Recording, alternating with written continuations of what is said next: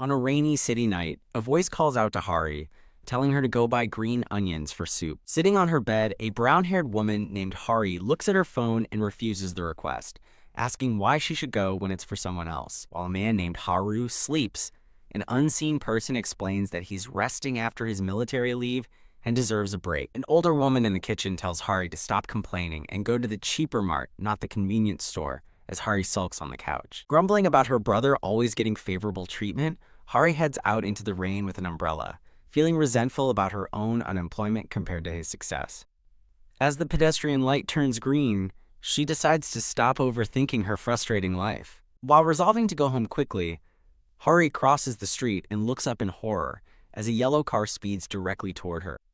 Crash! The impact sends Hari flying, her umbrella and groceries scattering across the bloody, rain-slicked road. Blood pools around the spilled green onions on the wet asphalt as the downpour continues. In a sunlit, leafy realm, she awakens with a single thought, confused about her location because she knows she definitely died. A peaceful baby with brown hair sleeps soundly in a yellow floral dress. Now appearing as a young woman in a beautiful blue dress and tiara, she wonders if she has been reborn as a princess. As a baby being bottle-fed, she's aware of the milk and feels herself getting full. A gentle hand pats the baby as a voice praises my pretty princess for eating so well.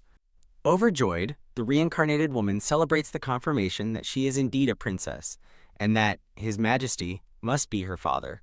A brief memory shows a boy being comforted by an adult, while a small girl stands apart, holding a stuffed rabbit. Looking at portraits of a royal family, she wonders about her new parents, and if she will have any siblings. A decorative frame emphasizes her intense curiosity. A door creaks open as an unseen person chuckles and leaves to get His Majesty.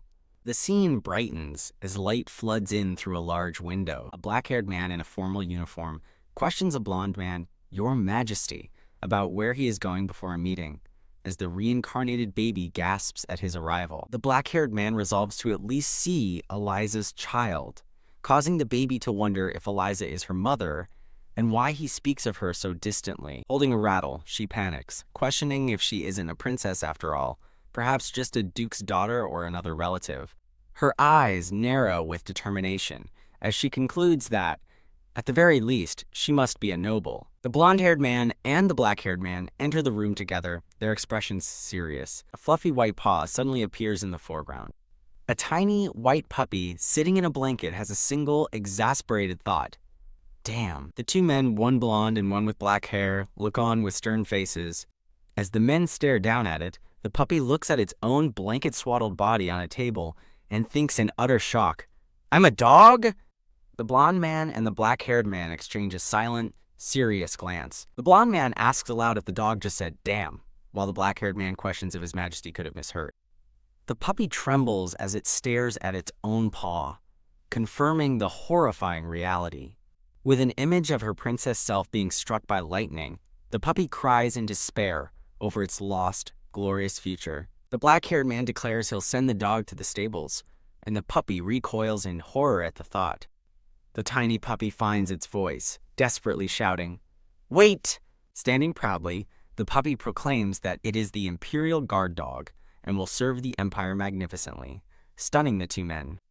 The black-haired man glances aside, an intrigued, escaping his lips. Staring intently with his red eyes, the black-haired man concludes that what he heard was no mistake. The puppy immediately bows its head, overwhelmed with terror. The blonde man turns to his black-haired companion, asking Sir Abel for his opinion on a talking dog, and Abel coldly responds, We should kill it. The blonde man's expression hardens as he considers that eliminating the potential threat now would be the best course of action.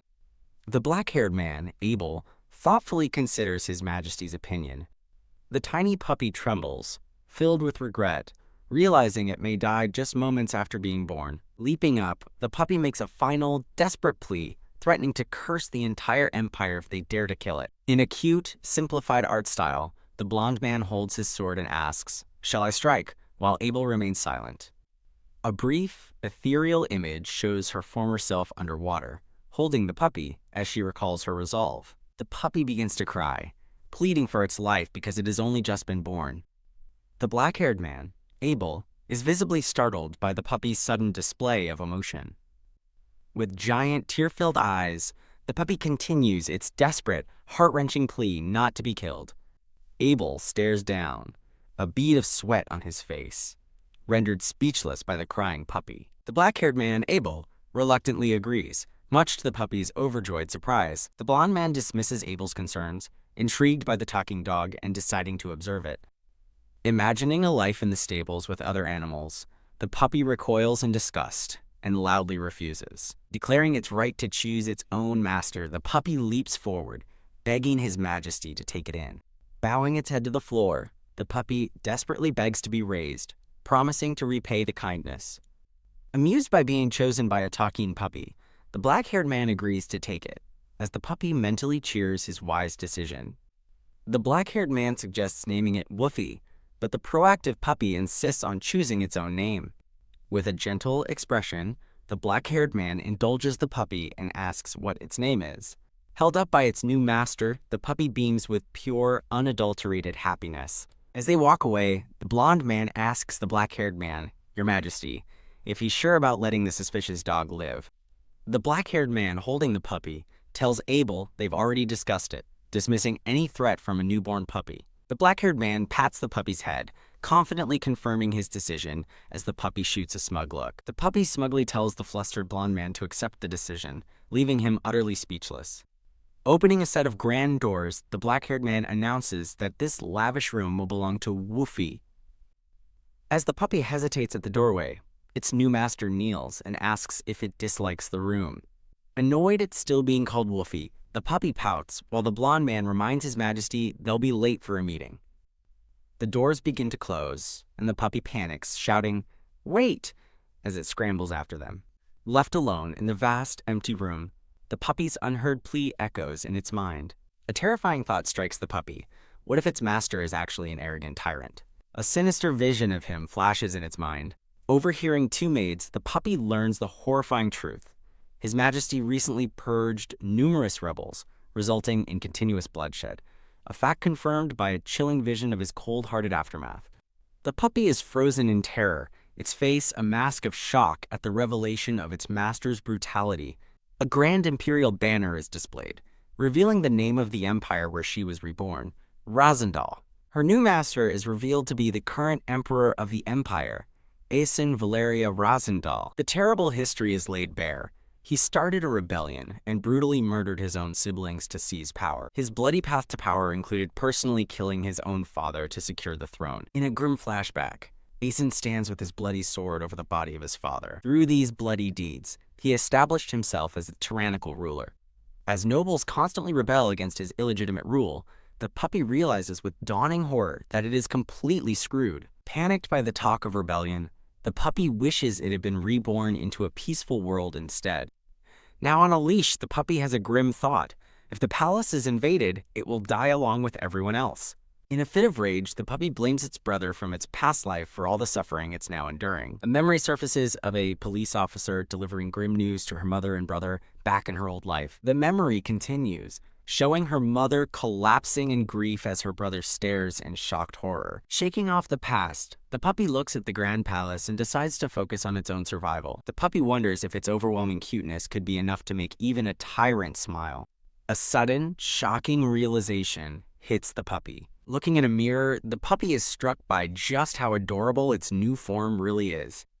It examines its paws, noticing the calloused soles, and delights in its own incredibly cute tail. The puppy tells Emperor Asen it loves the sound of tearing silk, so he immediately orders all the silk from the treasury brought out. Waiting outside the palace, the puppy grows impatient, wondering when its master will return to feed it. Inside, the blonde man asks Emperor Asen if he's going to visit the dog again, and Asen confirms it. Abel respectfully suggests driving the dog away, prompting Emperor Asen to ask why he is so wary of Woofy. Abel posits the dog could be a spy from the north, a possibility Emperor Asen admits he has considered.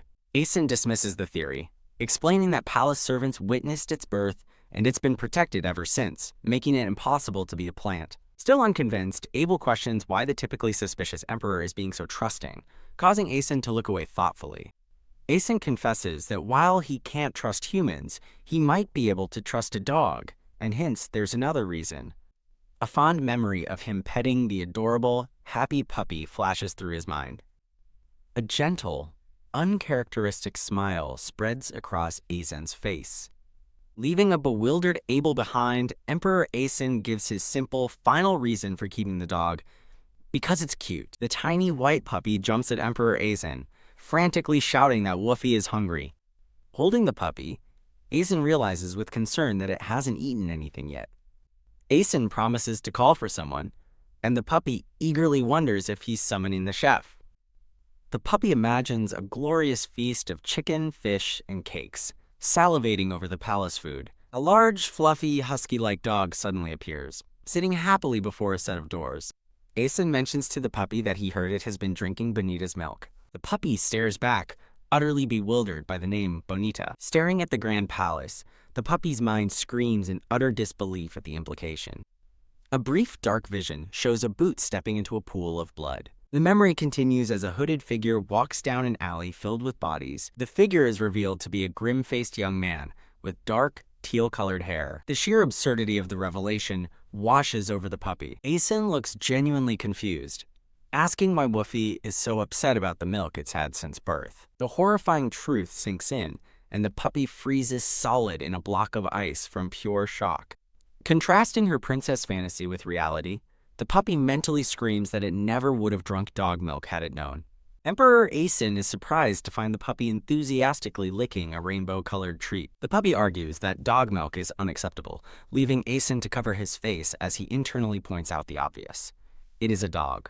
Aizen summons Bonita, and the large, happy husky from before bounds into view. He calmly orders the large dog to stand down, and she obediently settles. Disturbed by Bonita's sad eyes, the puppy mentally yells at her to stop and just bring the food. The puppy enthusiastically lists its desired human foods, including steak, chicken, and bulgogi. Aizen looks at the puppy with a troubled expression, trying to gently break some bad news. He reveals the harsh reality of the puppy's toothless gums. Utterly defeated, the puppy collapses, certain it is now doomed to starve to death. Seeing the puppy's dramatic display, Aizen announces he will be right back. Expecting a long wait, the puppy is stunned when Aizen returns almost immediately. Aizen announces that the puppy's meal will be arriving soon, sparking its curiosity. A terrified young man in a green uniform appears, announcing that he has come as the puppy's meal by His Majesty's order. The puppy stares, completely shocked to see a person presented as its food. Contemplating the offer, the puppy decides that cannibalism is probably crossing a line. Aizen clarifies that the man will use holy power to help the puppy, as the young man reels from hearing a dog talk. Uninterested in the details, the puppy only cares if it will solve its hunger and demands to be fed. The nervous young man clutches the cross around his neck, which begins to glow. He kneels and presents his hands, now glowing brightly with holy power, to the small puppy. As the warm light envelops it, the puppy feels a pleasant, comforting sensation. The puppy joyfully pounces on the terrified man, declaring him its new food.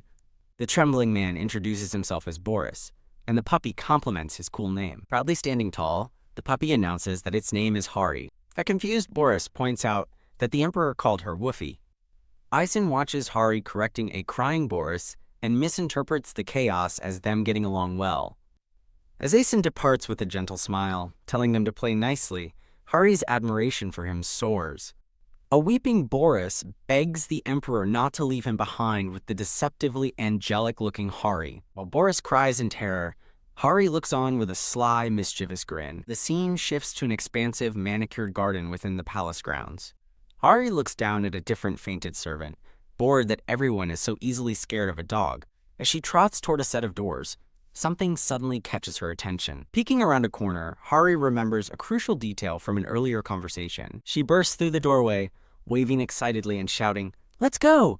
Hari finds herself facing a group of startled palace servants.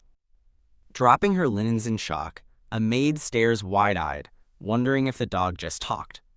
The tiny puppy smugly stands its ground, proudly announcing that it's a talking dog. The palace servants scream that it's a monster and flee in terror, leaving a confused Hari behind.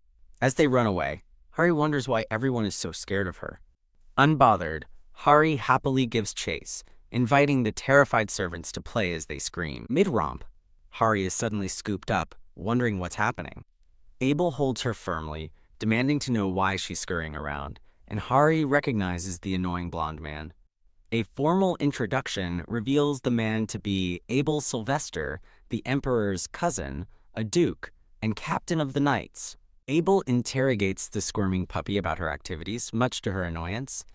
Demanding to be put down, Hari insists she was just sightseeing and struggles in his grip. After being placed on the floor, Hari receives a pat on the back.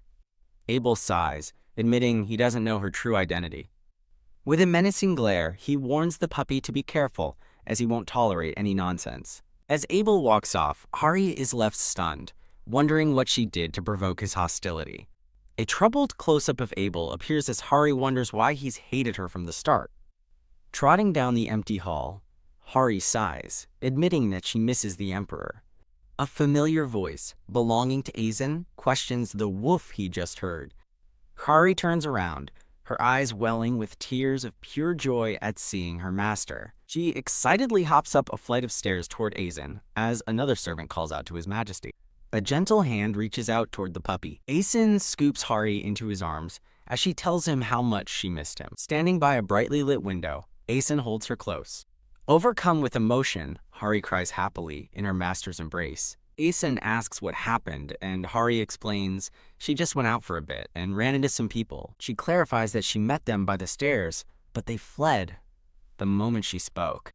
Aizen looks surprised, confirming that she actually talked to them. Hari gives an innocent look, trailing off as she starts to explain. Aizen pats her fondly, deciding it doesn't matter as long as she had fun, making Hari sparkle with delight. Ringing a small bell, Hari praises Aizen's generosity and calls Abel a petty guy in comparison. As he walks down the hall, Aizen asks what went down between her and Abel. Hari complains that Abel gave her a nasty glare and treated her like a suspicious dog. Aizen promises to talk to Abel, and a gleeful Hari cheekily asks him to say 2 things for her. Aizen wearily agrees while holding the happily wiggling puppy. As they walk, Hari asks where they're going, and Aizen simply replies, "The office." Understanding he's going to work, Hari offers to head back to her room on her own. Aizen flatly refuses, telling her she's coming with him, leaving Hari to worry she'll get in the way. With a resolute expression, Aizen reaffirms his decision. In a grand, sparkling scene, Aizen holds Hari aloft on a balcony like a precious treasure. An assistant with long blonde hair and glasses, named Ciar, greets His Majesty, saying he's been waiting.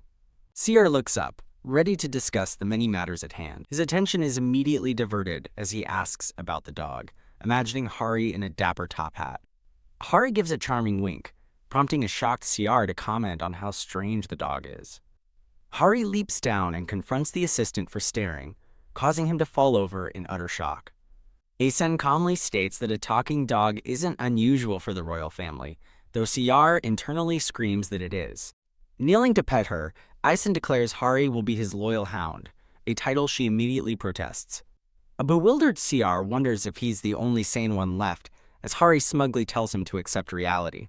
In his office, Aizen marvels at seeing a talking dog, and wonders aloud if another dog named Eliza gave birth to it. Holding Hari at his desk, Aizen muses that a talking dog could be a valuable diplomatic asset. He pats the puppy gently, deciding to make a formal announcement when she's older, stunning Hari with the news. Her eyes sparkle with tears of joy as Hari realizes she can be useful in this new world. In a flashback to her past life, a woman reflects that this is better than struggling, as she thinks there's no one here to compare her to her brother. Pondering her declaration to become someone important, Hari's ambition leaves a confused Aizen looking up from his papers. The tiny puppy stands proudly before the desk, promising His Majesty that she will grow up strong. A surprised Aizen asks for clarification as Hari enthusiastically vows to exercise and study really hard. Hari imagines hosting her own talk show to promote the empire, proudly declaring she will make it the coolest country. While Aizen looks on, Ciar admits he doesn't understand coolest, but is impressed by her spirit, then asks for the dog's name. Aizen states her name is Woofy at the exact moment Hari indignantly corrects him, insisting it's Hari. Smiling pleasantly, Ciar decides to just go with Woofy, since he is paid by the Emperor. An infuriated Hari snaps, threateningly asking if he wants to die and demanding he use her real name. As CR muses that Woofy is cute, a frustrated Hari leaps off the desk, shouting her name is Hari. CR laughs, wondering if it's a pun, as Hari bonks into his shoe with a soft oof. A close-up reveals Asen's lips curling into a subtle, amused smile. Framed by sparkling roses, Asen smiles warmly, clearly entertained by the chaotic scene. 2 weeks later, outside the Grand Palace, a maid calls out for someone named Jenna. As two maids walk down a hall, the red-haired one, Jenna, says she's hoping to glimpse the divine beast while tidying the Emperor's room. Her brown-haired companion worries that something might be wrong, since the beast has been cooped up. Jenna smiles reassuringly, guessing the beast is just a newborn whose teeth haven't grown in yet. The maids get excited, with Jenna hoping to get her wish granted by the beast, prompting her friend to realize why she brought milk. The brown-haired maid swoons over the idea of the divine beast's power and wonders what it looks like. She imagines a mysterious, majestic white dragon being gently stroked by Asen amidst a field of flowers. Peeking through the doorway with a teacup, the two maids whisper reverently about the divine beast inside. They find the royal bedroom in disarray, with pillows and blankets scattered all over the floor. Confused about where the creature is, the red-haired maid suddenly spots it. The divine beast is revealed to be Hari, stretching on a pillow with an innocent woof. Overcome with her cuteness, the two maids wave hello, leaving Hari to look back at them quizzically. Hari sits up politely, asking if she may speak before offering a shy hello. Kya tilde? The maids squeal with joy, captivated by the cute puppy's greeting. Hari notes their fascination, feeling a bit awkward as it's her first time receiving such attention. Despite her initial reservations, Hari plops down happily, deciding she enjoys being admired. Her joy is short-lived, as she suddenly feels ill, collapsing onto the blanket and groaning that she's dying. Growl. Curled into a ball, Hari wonders why her stomach hurts so badly as it rumbles ominously. Asen, now dressed in a brown cape, quietly enters the room. Seeing a small lump under the covers, he softly wonders if the puppy is asleep. Approaching the bed, Asen gently asks what happened during the day. He carefully picks up a blushing Hari, who nervously begins to recount her day. A flashback shows her enthusiastically slurping the glowing holy power from Boris's hands. She then recalls the simple joys of chewing on the bedding and napping peacefully while waiting for Asen. In her final memory, Hari explains that she met two kind maids who told her stories and gave her delicious milk. Asen's expression suddenly darkens as a menacing aura surrounds him. His eyes glowing with intensity, Asen coldly states that she was given human milk. Holding the small puppy before him, Asen sternly demands to know which maid gave her the milk. Held tightly in his hands, a terrified Hari realizes just how angry he is.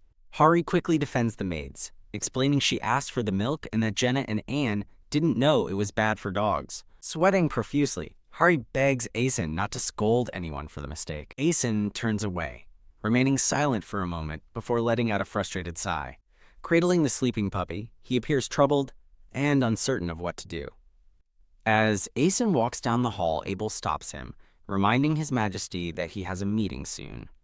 Abel looks at the Emperor with a questioning gaze, asking why he brought the dog with him. Asen looks down at the sleeping Hari and explains simply that Woofy is sick. Abel stares back in silence, his expression unreadable. Stirring from her sleep in Asen's arms, Hari dazedly wonders what is happening. Abel observes that the puppy seems very sick and suggests His Majesty visit the temple, offering to delay the meeting. Asen thanks Abel for his understanding as Abel turns to leave. At a grand temple, a man identified as Archbishop Theosimo greets the Emperor, asking what brings him there. Asen approaches the Archbishop, stating he was looking for him and asking if Boris caused any trouble. Wa tilde. The Archbishop recalls the priest named Boris as a small panel shows Boris panicking, while Asen dismisses him as just normal. Archbishop Theosimo questions this, reminding the Emperor that Boris is the youngest ever to become a full priest. He elaborates that Boris is a future cardinal candidate whom he entrusted with a task, but was shocked to hear he was caring for a dog. Grr. The Archbishop asks if this is the dog, and Hari growls fiercely as Asen confirms that Woofy is sick. A golden light emanates from the Archbishop's hand as he tends to Hari, before he turns to depart. As the sparkling Archbishop walks away, he tells him to take care of the dog, leaving a baffled Hari to think how fast he is. Asen shouts after him, protesting that he can't just run away after talking behind his back. The Archbishop continues walking, remarking that he'd only heard rumors of a talking dog, but finds it truly fascinating. Turning back, the Archbishop gently pets Hari, stating he needs to ask the Emperor for a favor. Aizen looks on with a questioning expression, wondering if he is supposed to stay still. Aizen flatly tells the Archbishop that it's a lie and that he needs his help. Now seated on a throne in formal attire, Aizen begins to explain his precarious situation. He confesses that he struggles to understand his subordinates, who appear as shadowy figures before him. Because he took the throne through a rebellion, his authority is doubted, a fact emphasized by a blood-splattered crown. In the midst of this political instability, a talking dog, Hari, was born. Holding Hari aloft, Aizen explains that by announcing her as the imperial sacred beast, he can secure his position.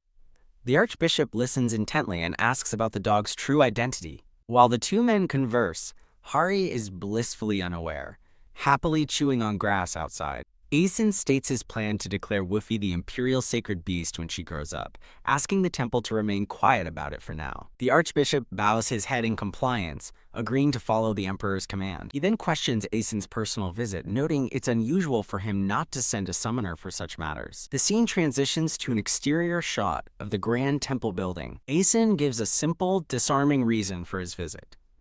Because it's cute, leaving the Archbishop looking utterly stunned. Rolling happily in a field of flowers, Hari wonders when the long conversation will finally end. The next day arrives, and a determined Hari trots through the palace, resolved to go outside. She cheerfully runs up to the two maids, calling out to Jenna and Anne. The red-haired maid, Jenna, kneels down worriedly, asking if Woofy's body is all right, much to Hari's confusion. Jenna remorsefully admits she didn't know that dogs shouldn't drink human milk. Anne explains that the head maid told them Woofy was very sick, and a terrified-looking Jenna apologizes profusely. Hari reassures them she's all better now, prompting a relieved Jenna to ask where she's going. When Hari announces she's heading out, the two maids are shocked to hear she's leaving the palace. Jenna offers to walk her out, and both maids nod eagerly. Hari politely declines the offer, pointing out that they seem busy with their laundry basket. The maids wave and wish her well, as Hari happily trots off, bidding them goodbye.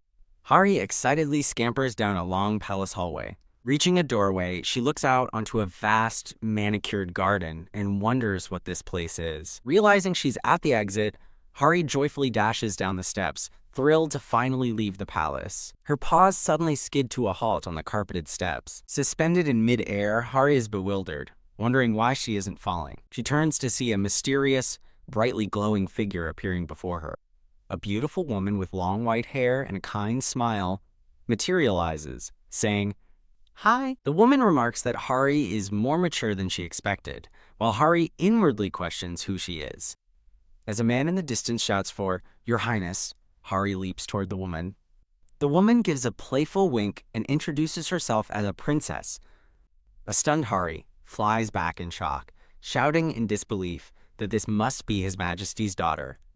As Hari's mind spins, the princess holds her and corrects the foolishly smart dog, revealing the Emperor is actually her younger brother. The beautiful white-haired princess smiles warmly, asking for a moment of Hari's time. Held gently in the princess's hands, a blushing Hari agrees, thinking how pretty she is. The scene shifts to a pleasant room with a balcony overlooking a lush garden. Laughing on the bed, the princess compliments Hari on being funny and cute, asking what she'll do next. As Hari suggests breakdancing, the princess warmly invites the puppy to live with her. Recalling her duty as the future Razendal ambassador, Hari thinks of Aizen and politely declines the offer. The princess asks about her mission, and Hari explains she needs to grow up first before she can fulfill it.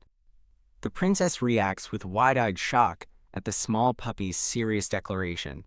Overcome with affection, the princess gushes that she might just kidnap Hari, who nervously objects. She continues her offer, promising Hari a much bigger and more luxurious room. Trying another tactic, the princess suggests tempting her with some premium pet food. Realizing her guest is picky, the princess sighs, as Hari internally confirms her dislike of pet food. Recalling being human, Hari explains she simply can't eat dog food, though she doesn't know its taste. The princess looks down, understanding that no matter what she offers, Hari intends to stay. Hari playfully asks if the princess likes her, and she happily confirms that Hari is cute. Wah! Flustered, the princess holds Hari up, admitting that the choice to join her is ultimately up to the puppy. Gently petting the puppy, the princess finally asks for her name. The princess reveals her name is Brillia, and an enthusiastic Hari declares the name is beautiful. As Brillia pauses thoughtfully, Hari thinks the princess is a bit odd, while reaffirming her own name as Hari. Hari complains that His Majesty is the reason everyone calls her Woofy, imagining herself as a giant, grumpy dog. Baha! Brillia laughs, promising to tell Aizen of her complaint before preparing to leave. As Brillia says goodbye, a confused Hari points out that she's walking away from the door. Pat. Brillia turns back with a clever smile, asking if she forgot to mention something. A magical portal of glowing blue roses opens up behind the elegant princess. Whoa! Hari stares in absolute shock at the incredible display of magic. Hari remembers being surprised. Brillia didn't have the royal family's red eyes, but now feels envious of her power. Realizing Brillia is a max-level princess and a magician, Hari thinks she's an overpowered character. Brillia steps through her portal, walking down a grand and shimmering palace hallway. As her footsteps echo, Brillia thoughtfully considers the talking dog she just met. Smiling brightly, she decides she should tell someone named Reincarnated about her discovery. Outside the Imperial Palace, a guard announces that Princess Brillia has requested an audience with His Majesty. Aizen rises from his desk, telling his aide he'll return shortly as he goes to meet her. The Emperor opens a nearby door to greet his visiting sister. Inside, Brillia, now in a beautiful green dress, gives her brother a perfect curtsy. She looks up at him with a pleasant and serene smile. Visibly surprised, Aizen asks why she is giving him such a sudden and courteous greeting. Brillia laughs playfully, explaining that she simply wants to remain on his good side. Unconvinced, Aizen enters the sitting room and immediately asks what kind of trouble she has caused. Brillia insists she isn't in trouble and sweetly asks if he will listen to a favor she has. Aizen cautiously agrees to try listening, and after some light banter, Brillia picks up a dog-shaped cookie and brings up Hari. Before she can finish, Aizen cuts her off with a firm no and eats the cookie. Annoyed, Brillia asks if he knew what she was going to say, and he confirms he knew she wanted to take Hari. TSK, Brillia slumps back onto the sofa, completely defeated. She observes her brother, thinking to herself that Aizen is rarely this firm. Aizen stands his ground, stating she cannot take Woofy, making Brillia realize how much he truly likes her.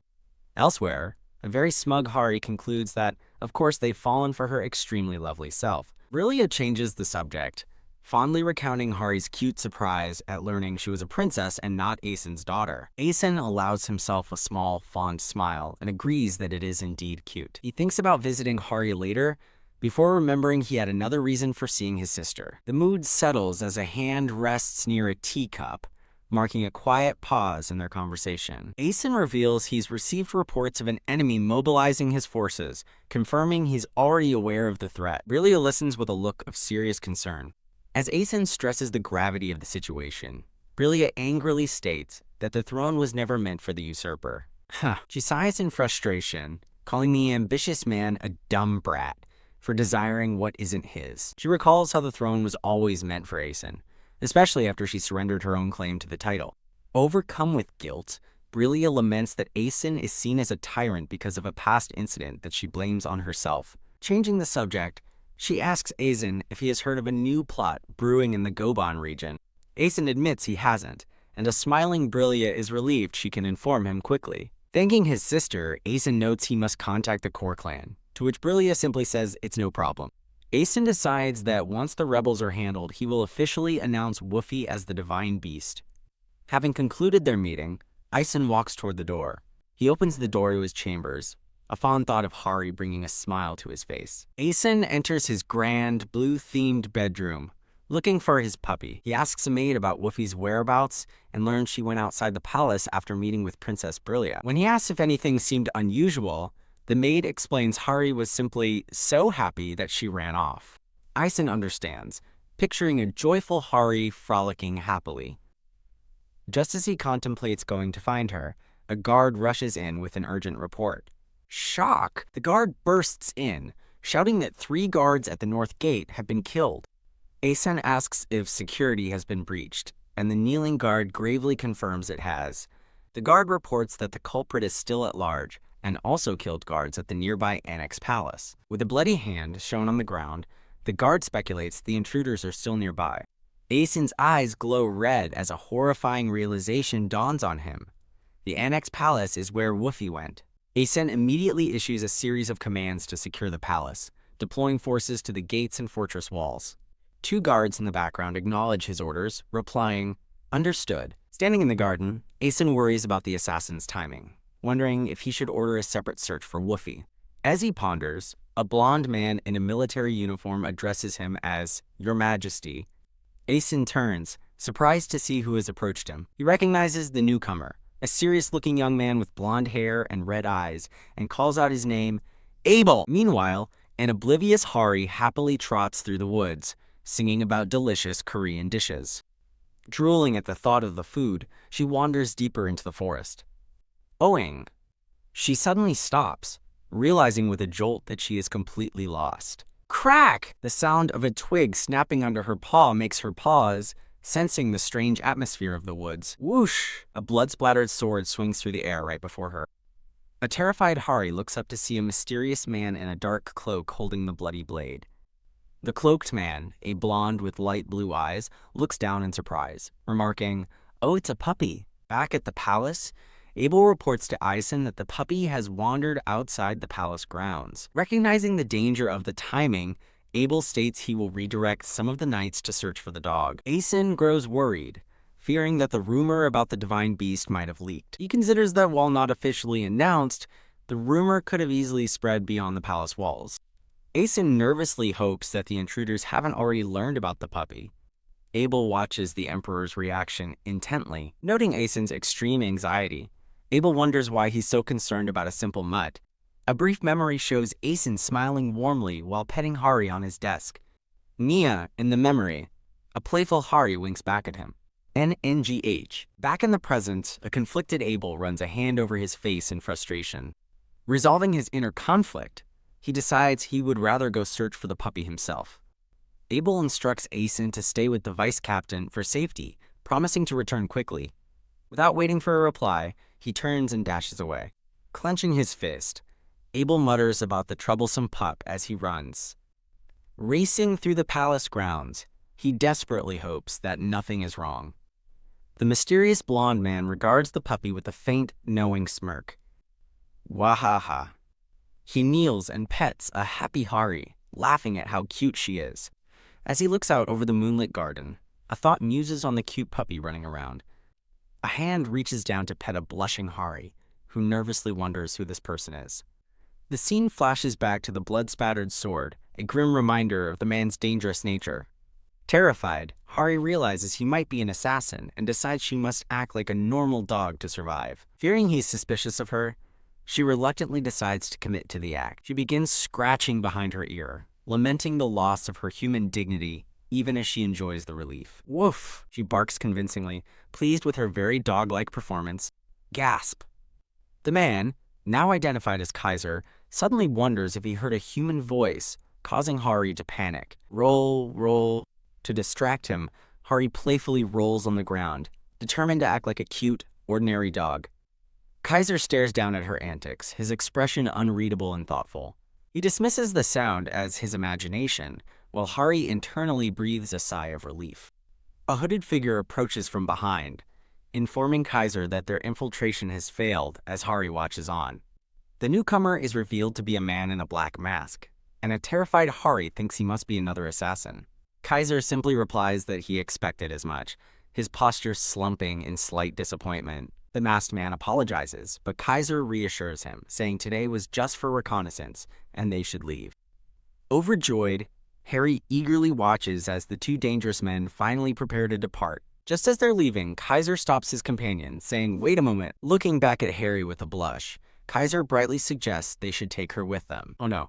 In a moment of sheer panic, Hari imagines herself being crushed by a giant rock. In a vision of a snowy town called Pancratio, Kaiser and his companion agree that the puppy would freeze to death there. Kaiser confidently declares the place will be his someday and decides to leave her for now as his companion teleports them away. The forest path is now quiet and empty. A dirty and disheveled Hari stands alone, cautiously wondering if they are truly gone. Phew, she collapses in relief, realizing the masked assassin's arrival inadvertently saved her from being captured by Kaiser. Elsewhere, Kaiser ponders who the people he encountered were and notes that the voice he heard sounded familiar. A single boot lands firmly on the forest floor. Abel rushes into the clearing, shouting her name, and a surprised Hari recognizes him immediately. He pants, out of breath from his search, wondering how the puppy ran so far. Hari playfully jumps on him, asking if he was worried. He flusters, denying it, while she smugly accepts his non-answer. Holding her close, a serious Abel tells her His Majesty was frantically searching for her. Hari's ears perk up at the mention of His Majesty. The scene cuts to Asen, standing with his arms crossed and an imposing look on his face. Now, at the palace, a slightly dirty Hari happily confirms her presence with a, "Yeah." A terrifying aura surrounds Asen as his red eyes glow with fury, staring down at the little puppy. In a flashback to the castle exterior, Asen's voice asks Sir Abel where he found the dog. In the present, Abel reports that she was found outside the castle as a nervous Hari inches away from Asen. Hari looks up in confusion, wondering why Asen is asking where she was found. She looks down at her own dirty paw, a dawning horror on her face as she realizes the implication. Asen declares he needs to give her a bath, prompting Abel to prepare it. Hari screams a silent "No!" Insisting she can do it herself, Hari states that she can bathe on her own.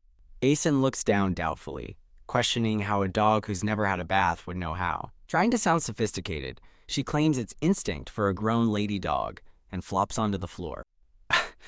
Asen tells her not to worry, revealing he's bathed her mother Eliza before, which horrifies Hari.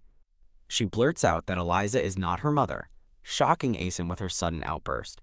A vision of a beautiful, angelic adult dog appears behind a confused Asen. Asen gently scolds her, saying that such words would upset Eliza, as the angelic dog looks on sadly. Outraged, Hari mentally screams that he's treating her like a rebellious dog. Asen simply picks her up, calmly stating he will give her a proper bath as he walks away with a resigned Hari. Held firmly by Asen, a frantic Hari internally screams about not wanting a bath and searches for a way to distract him. Memory flashes through Hari's mind of the two cloaked men in the woods, the blonde one smiling as his companion holds a magic disc. Inspiration strikes, and Hari shouts for His Majesty's attention, planning to use her new information as a distraction. Twisting in his arms, Hari urgently tries to tell Asen what she saw in the garden earlier. Asen remains unconvinced, calmly telling her that whatever story she has can wait until after her bath. Desperately, Hari thinks back to the two suspicious men in the garden, trying to convey the danger she witnessed. Ignoring her pleas, Asen tells her not to worry and proceeds towards the bathroom, leaving a defeated Hari to groan in frustration. The scene dissolves into a bubbly fantasy of Hari submerged in a sudsy bathtub, complete with rubber ducks. All clean, a grumpy Hari sits wrapped in a pink towel with a matching turban on her head, looking utterly unimpressed. As Abel dries her, he asks why she looks so miserable now that she's clean. Hari internally mourns the loss of her human dignity. Abel explains that these suspicious figures were likely assassins from Pancrazio on a simple reconnaissance mission. With a serious expression, he sternly warns her not to wander off again, lest she suffer a pointless death. Staring at his concerned face, Hari begins to wonder if Sir Abel is genuinely worried about her safety. A sly, knowing smile spreads across Hari's face as she realizes the typically stoic knight isn't being entirely honest about his feelings. Noticing her expression, Abel asks about her sly look, which she deflects with a whistle and an innocent wag of her tail. Asen, now in fresh clothes, announces that she is dry and has summoned Boris to bring her food. The young priest, Boris, reaches a hand toward Hari, a gentle, sparkling light emanating from his palm. Despite remembering her song about delicious food, Hari finds her appetite has vanished, leaving her feeling empty. Looking distressed, Boris abruptly announces he is leaving and quickly turns to go. Asen asks Hari why she looks sad and offers to call the priest back, assuming she is still hungry. Shaking her head, Hari insists she isn't hungry but asks to watch them eat, desperate to at least observe their meal. Asen informs her that lunch will be served shortly, his expression thoughtful. Promising not to cause any trouble, Hari explains her simple curiosity about human food, hoping to persuade him. A skeptical Abel questions Asen's intention to bring a dog to the dining hall, while Hari frantically begs to be allowed to stay. She stands on her hind legs, deploying her ultimate weapon, giant, sparkling, pleading puppy dog eyes. The close-up on her impossibly cute and sparkly expression shows her plea is in full effect. Her tactic works perfectly. A defeated Abel covers his face as Asen picks up the cheering puppy, agreeing to let her stay for a little while. They enter the magnificent dining hall, where a lavish meal is spread across the table and a silver-haired woman is already seated. Looking up in surprise, the elegant woman with silver hair and blue eyes recognizes the puppy, calling out her name, Hari? Hari happily greets Princess Brillia, wagging her tail in surprise to see her still at the palace. Overwhelmed by the delicious sight, Hari comments on the food, causing Brillia to gasp at the extravagant spread. Drooling, Hari imagines herself leaping across the table to devour the warm and appetizing desserts. A decadent torte, generously topped with nuts, is displayed in all its glory. Tears well up in Hari's eyes as she sees a chocolate dessert, her favorite food from her past life. Watching the royals dine, Hari laments that if only she were human, she could enjoy all the delicious food before her. A flashback reveals a beautiful blonde woman in a garden, a ball of golden light glowing brightly in her hand. The blonde woman gazes at the radiant light in her palm, a thoughtful expression on her face. The memory shifts to a worried-looking puppy, presumably Hari, running through a dark, ominous setting. An ethereal vision of Princess Brillia appears, looking regal in a flowing gown amidst a swirl of blue rose petals. Snapping back to the present, Hari calls out to a surprised Princess Brillia, who is holding a fork. Hari then turns her attention to a confused-looking Asen, asking if he could help her with something. With utmost seriousness, Hari makes an impossible request. Can you turn me into a human? Looking over a picturesque town, Hari reflects that this new world isn't so different from her old one. She muses that the only real difference is the existence of magicians, like Brillia, and priests, like Boris. A memory of a human baby surfaces as Hari wonders what her life would be like if she had been reborn as a person. She then recalls a tender moment as a newborn puppy, nestled safely against her larger, brown-furred mother. Hari questions why she alone was reincarnated as a dog with all her human memories, as a vision shows her puppy self with a young blonde woman. The mysterious blonde woman in a simple dress walks away into the light. A final glimpse shows the blonde woman's kind, smiling face. Back in the dining hall, Hari turns to Princess Brillia, praising her easy use of magic before asking if she can perform the ultimate spell, turning her human. Princess Brillia looks thoughtfully at the puppy, considering her outrageous request. Musing aloud, Brillia decides she'll need to research biological magic to see if such a transformation is even possible. Hari asks if there's a possibility, but Brillia non-committally replies it might be, as a fork cuts into a chocolate cake. From across the room, Asen reflects that turning a dog into a human has likely never been attempted before, as crows fly past the window. Holding a small red vial, he considers that perhaps a few eccentric magicians may have tried it in the past. Hearing this, a dejected Hari slumps over the edge of the table in disappointment. Seeing her sadness, Brillia promises to look for a way, and a hopeful Hari perks up, asking if she really means it.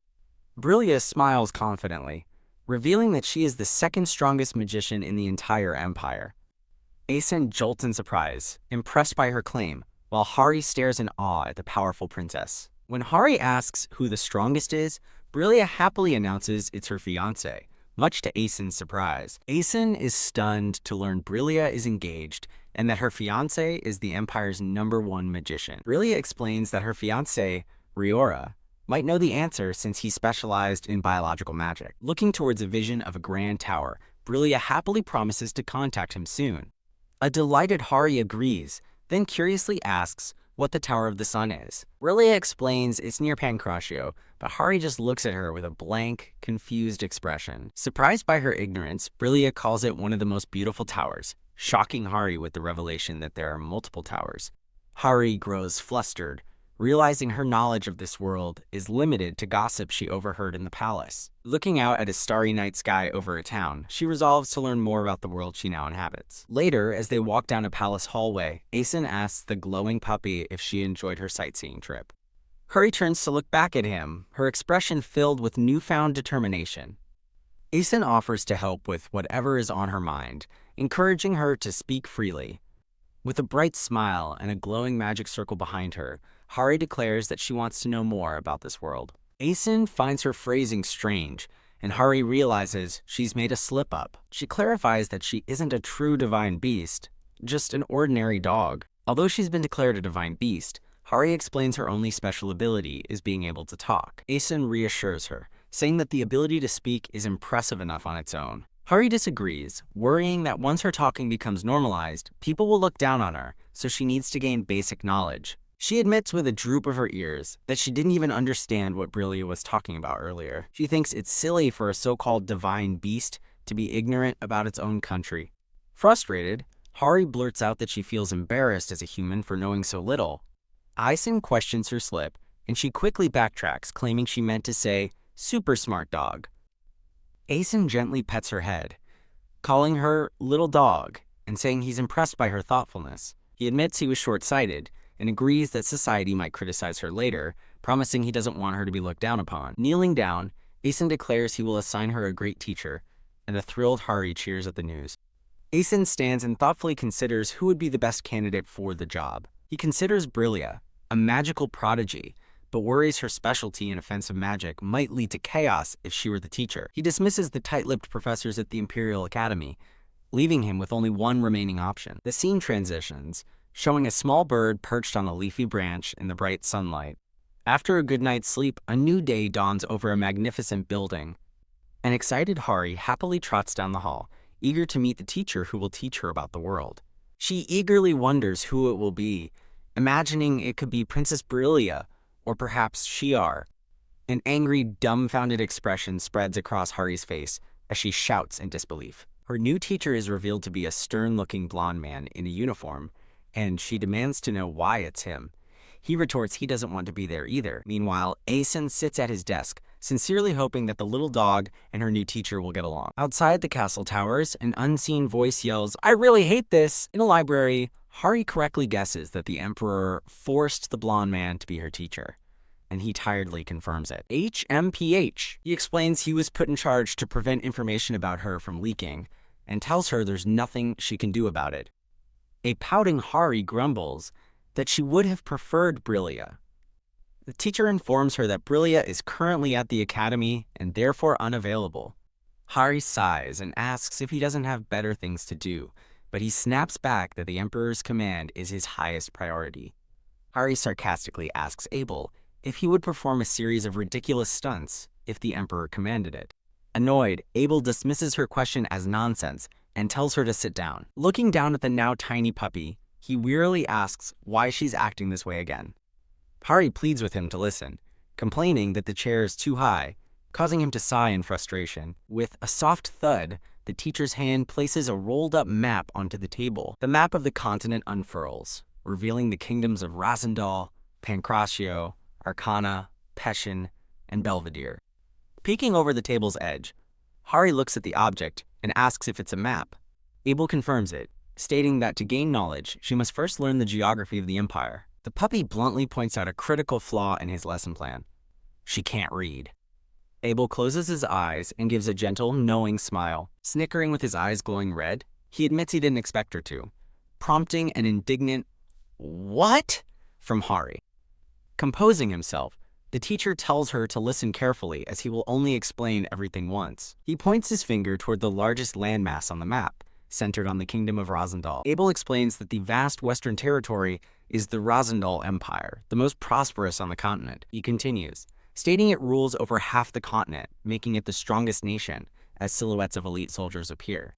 Hari is impressed, imagining a tiny version of the Emperor smugly showing off his power. The lesson continues as he points to the Holy Kingdom of Arcana, a sacred area under the Empire's protection. He dismissively adds that it's ruled by the Pope and filled with noisy, annoying people. Remembering Boris, Hari internally grumbles that her teacher, Abel, is filling her head with biased nonsense.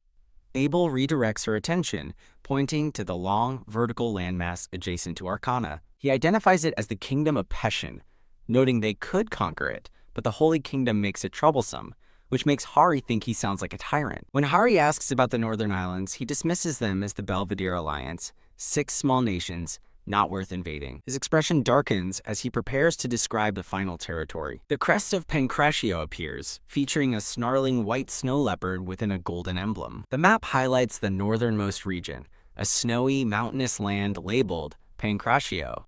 Abel describes it as the cold northern territory located close to the Arctic. He calls them a troublesome country that constantly invades Razandal's lands, as a red-haired warrior stands before an army. Their ruler is called the Kaiser, he explains, and his people are rough and barbaric, as the warrior smiles with a bloodied sword. Hari cocks her head, a flicker of recognition crossing her face as she muses that she's heard the name Kaiser before. A dark memory surfaces of a masked figure being told, "Kaiser, the infiltration has failed."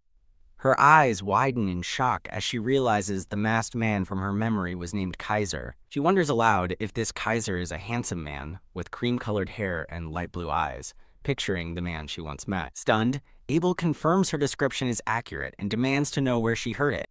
Hari nonchalantly leans on her paw, casually admitting she has met him before. A clatter sounds as Abel's hand falls from the table in shock.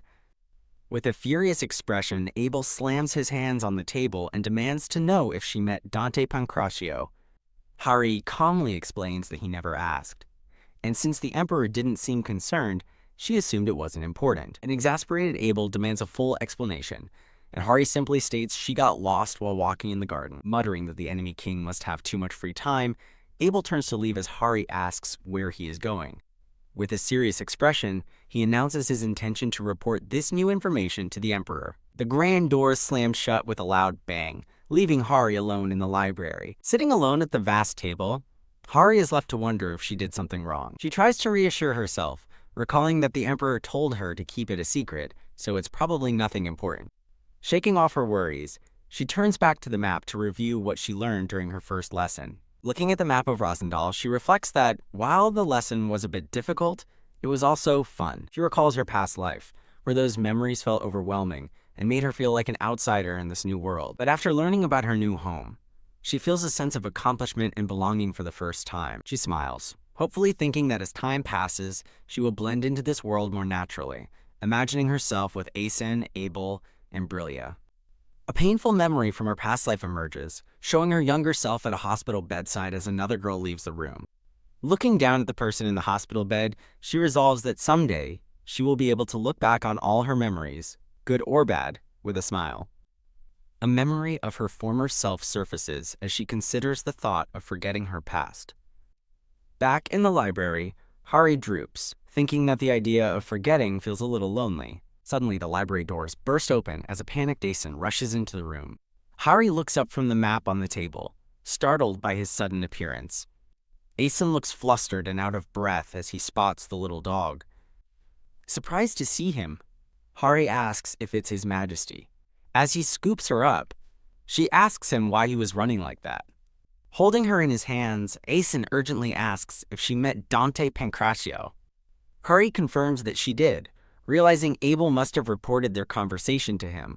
Asen looks at her with concern, asking why she didn't tell him sooner. She reminds him that he told her not to worry about it, leaving him to question if he actually said that. Hari recounts seeing the man she thought was an assassin, Kaiser, in the garden. Asen's eyes widen as he makes the connection, realizing the mud on her fur was from that encounter. She cheerfully clarifies that it was real mud, and that while the man had a bloody sword, she is perfectly fine. To prove her point, she shows off her paw pads, explaining how moist and soft they still are. Full of confidence, Hari tells him not to worry, recalling how she successfully pretended to be an ordinary dog. Asen stares at her with a blank, unconvinced expression. She asks why he's giving her that look, but he quickly dismisses it as nothing. Pointing to the library around them, Hari insists it's not nothing, exclaiming his face is filled with distrust. She boasts that her acting was perfect, and he fell for it. But Asen's dismissive, yeah, makes her angry. He gently tells her it's hard to call her an ordinary dog, and she pouts with her arms crossed. After being set down, Hari argues that despite being special, her acting was truly excellent. She looks away with a frustrated pout, lamenting that she can't even prove it. Asen thoughtfully suggests she can prove it by trying again, then asks her to bark for him. A nervous sweat appears on Hari's face as she quietly asks if she has to do it right there. Asen teasingly offers to call Abel, prompting Hari to quickly agree to do it herself. Taking a deep breath, she lets out a hesitant sniff, sniff, woof. An explosive woof echoes from the tiny puppy. Hari lets out a surprisingly powerful bark, shutting her eyes with the effort. Her series of loud barks reverberates throughout the entire palace. Aeson stands in stunned silence, while Hari pants from the exertion behind him. A long-haired blonde man in a green uniform rushes into the hallway, demanding to know the source of the strange sound. He finds Aeson and questions why he abruptly left a meeting to come here. The man asks if Aeson saw anyone suspicious, assuming the noise was a drunkard, as Hari looks on. Aeson dismisses the idea of an intruder and says he'll check on the knights instead. Muttering about the noise, the long-haired man turns and walks away down the hall. Aeson gently warns the doggy not to stray too far from him, and she quietly agrees. Thump! A massive stack of documents is placed on a cushioned bench. In Aeson's bedroom, two maids deliver the paperwork as he sits on the bed with Hari. Aeson begins working through the papers, and Hari marvels at how many documents there are. She gazes up at him, thinking how handsome he is even when he's focused. Her thoughts trail off as she admits the quiet atmospheres, making her sleepy. Drifting off, Hari rolls onto her back and falls fast asleep. Aeson looks down at the sleeping puppy on his lap and breaks into a soft, fond smile. He gently pets her as she sleeps, continuing to read through his documents. The scene transitions to a bright and sunny morning sky. Waking up on the soft bed, Hari gives a big stretch and complains that her back hurts. After a restless sleep, Hari energetically leaps off the bed. She wanders the hallway, looking left and right as she realizes she's lost.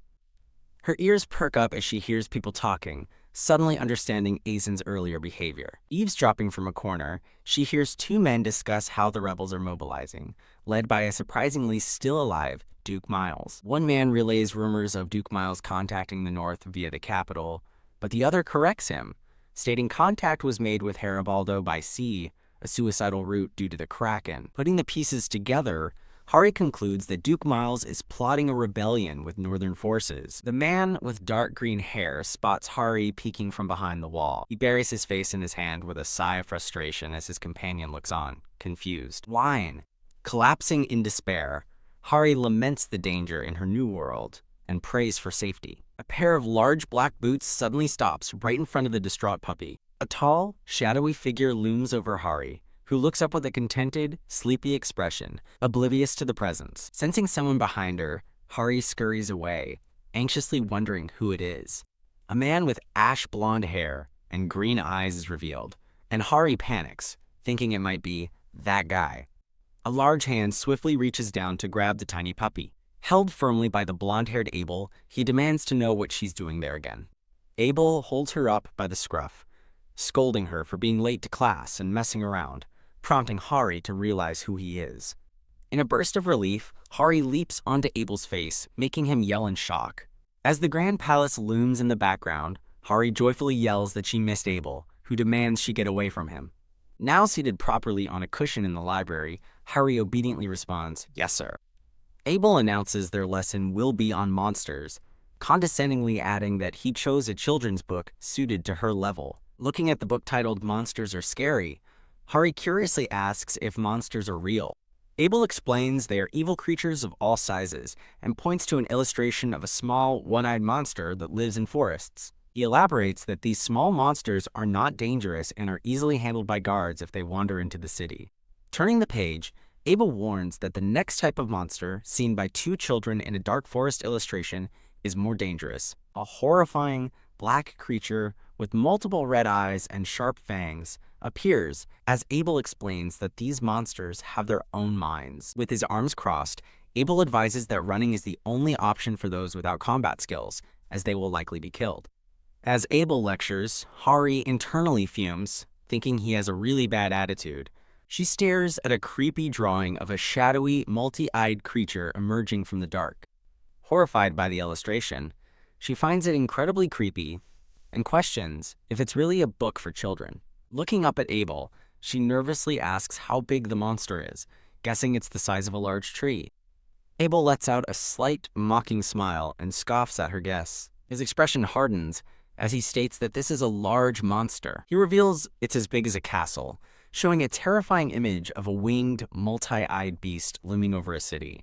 Abel explains that large monsters, which destroy entire territories, have only been documented 20 times, first appearing in mountains before attacking cities.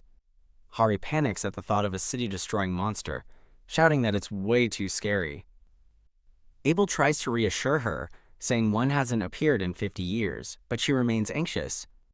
With a cruel smirk, Abel adds that it could still show up, causing Hari to cry out in terror. A diagram illustrates her fear, showing her as a tiny speck compared to the castle-sized monster. A soldier appears at the door, informing Abel that the deputy commander is looking for him, and Abel agrees to leave. As he walks out, Abel ends the lesson, leaving Hari to silently call him a coward for scaring her and running away. Fuming with rage, Hari lets out a silent, angry snarl. She stomps down the hall, grumbling that he was the one who scared her in the first place. A red-haired maid named Jenna greets the pup, and Hari is happy to see her again.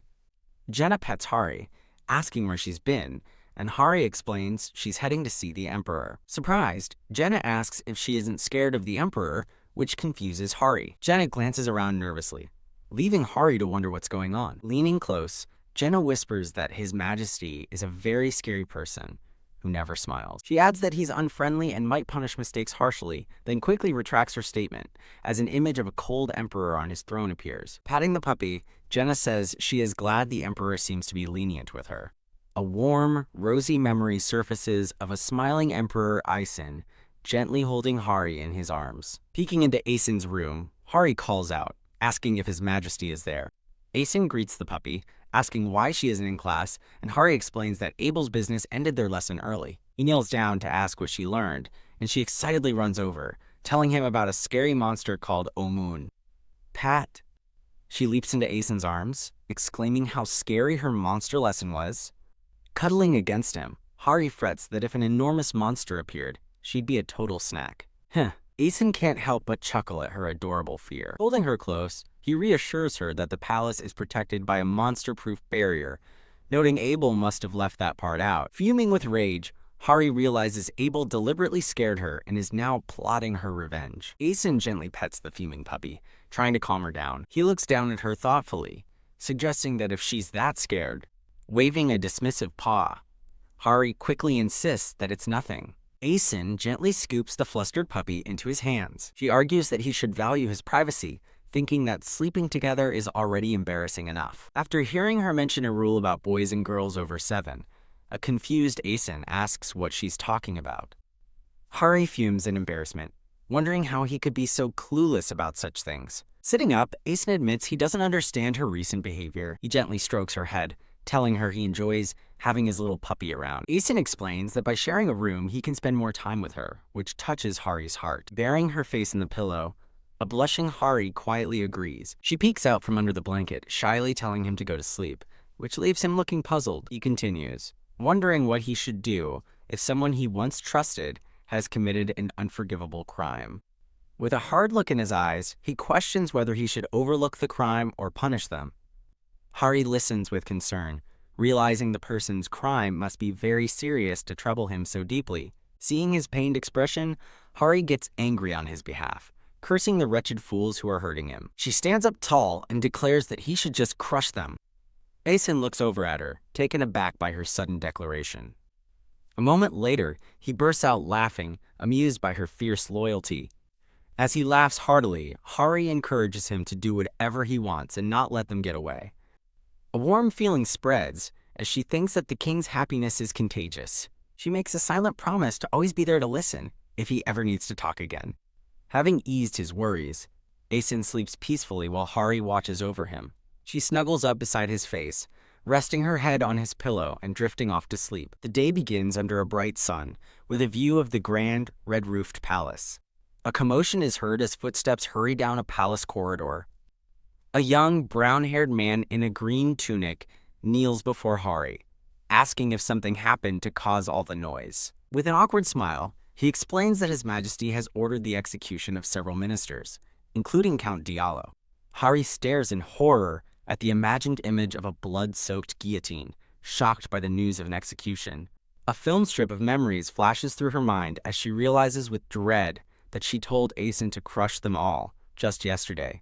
Recalling Jenna's warning about the Emperor's terrifying nature, Hari now fears that the maid's grim words might actually be true. The young man nervously excuses himself, leaving a trembling Hari to process the terrifying news. Shaking with fear, Hari worries that if she ever gets on the Emperor's bad side, his adoration could quickly turn deadly. She imagines a best-case scenario of simply being banished from the palace, a tearful puppy, leaving with a bindle on a stick. Eyeing a pillow on the bed, Hari makes a firm resolution to stop her bad habit of chewing on things. Isen suddenly enters the room, asking the puppy if she has had her food yet. He spots Hari sitting on the bed with a polka dot handkerchief tied around her muzzle and asks what's in her mouth. Hari explains she's trying to stop chewing because her teeth are itchy, but Isen is still confused by her strange tone. Taking off his jacket, Isen says that if her teeth are bothering her, he has a solution. He generously offers her his own black and gold robe, telling her to chew on it instead. Shocked, Hari questions if she can really chew on his expensive robe and asks if he'll get mad. Isen looks genuinely surprised by her question, asking why he would ever get angry at her. He smiles with sincere warmth, reassuring the puppy that he would never do that. Overwhelmed by his kindness, Hari blushes deeply. She happily buries her face in the luxurious fabric of his robe as he playfully asks why she isn't chewing yet. As light streams into the elegant room, Hari begins to ask Isen a serious question. Now holding a pink dress, she timidly asks if he's really executing people because of what she said. Sitting beside her, Isen explains that Count Diallo is being punished for colluding with a group called Pancracio. He admits he was debating the punishment, but her words helped him finalize his decision as he gently pats her head. He tells her not to let it bother her, as the traitor is simply receiving the punishment he always deserved. Impressed, Hari's tail wags furiously as she thinks that His Majesty is not only efficient, but also multi-talented. Isen watches her happily wagging tail, remarking to himself how easy it makes her emotions to read. A beautiful woman with long white hair and a striking blue gown makes a grand entrance. Hari excitedly runs towards the woman, calling out to Brillia and asking about her time at the academy. Brillia joyfully explains she rushed back because she missed Hari, who happily returns the sentiment. After greeting Isen, Brillia asks about a pink dress, and Hari explains it was a chew toy she didn't want to ruin. Brillia looks concerned, noting that it seems too early for Hari to be teething. She reassures Hari not to worry, warning that the itching will get worse when her teeth actually start coming in. With a confident smile, Brillia announces she has the perfect present for the situation. A brilliant blue magic circle glows as she prepares her gift. From the light emerges a large white chew bone, perfectly suited for a puppy. Wow! Instantly obsessed, Hari gnaws furiously on the bone, thinking she can't stop. Brillia laughs with delight as a frantic Hari flings the addictive chew toy into the air. Suddenly, Hari pauses, wondering with alarm why she's starting to feel more and more like a real dog. Brillia offers her a new bone, but Hari, still on the bed with Isen, politely declines. Seeing the lovely weather, Brillia proposes they all take a little trip outside the palace. Hari thinks it sounds nice but hesitates, remembering Abel's warning about monsters called omens outside. Brillia confidently dismisses her fears, explaining that a powerful mage is on hand to deal with such things. Hari glances worriedly at Isen, doubting he'd allow it, just as Brillia calls his name. Taking matters into her own hands, Brillia scoops Hari onto her shoulder, declaring she'll just stay right next to her. Together, Brillia and Hari put on their most pleading faces, begging Isen to let them go. Isen watches them with a stoic, unimpressed expression. Yay! Relenting, he tells them to just come back early, and Brillia celebrates as she tosses a joyful Hari in the air. Now wearing a cute green bonnet, Hari is held snugly by Brillia as they prepare to head out. Brillia, now in an elegant blue and gold gown, teleports with Hari to the palace grounds in a flash of light. Hari marvels at their instantaneous arrival, impressed by Brillia's power, but her excitement is short-lived. The teleportation leaves the little puppy feeling terribly motion sick. Overcome with nausea, Hari throws up a literal rainbow as a worried Brillia rushes to her side. Now wearing a more casual floral dress, a concerned Brillia asks if Hari is feeling better, surprised she got motion sickness. Hari points a paw at Brillia, shocked to see that her clothes have suddenly changed. Brillia smiles, explaining she used magic to change her outfit to be less conspicuous, making Hari reflect on how she sometimes forgets Brillia is a princess. Now ready for their outing, Brillia suggests they get going, and an excited Hari happily agrees. They arrive at a bustling and lively town marketplace, full of people and activity. With her tail wagging wildly, Hari looks around in pure wonder, thrilled to finally see the world outside the palace. Spotting a stall with delicious-looking cured meats, Hari begs to try some, but Brillia gently tells her she can't. A dejected Hari lowers her head, disappointed she can't have the tasty-looking food. To cheer her up, Brillia suggests they go look at flowers first, promising there will be more to do.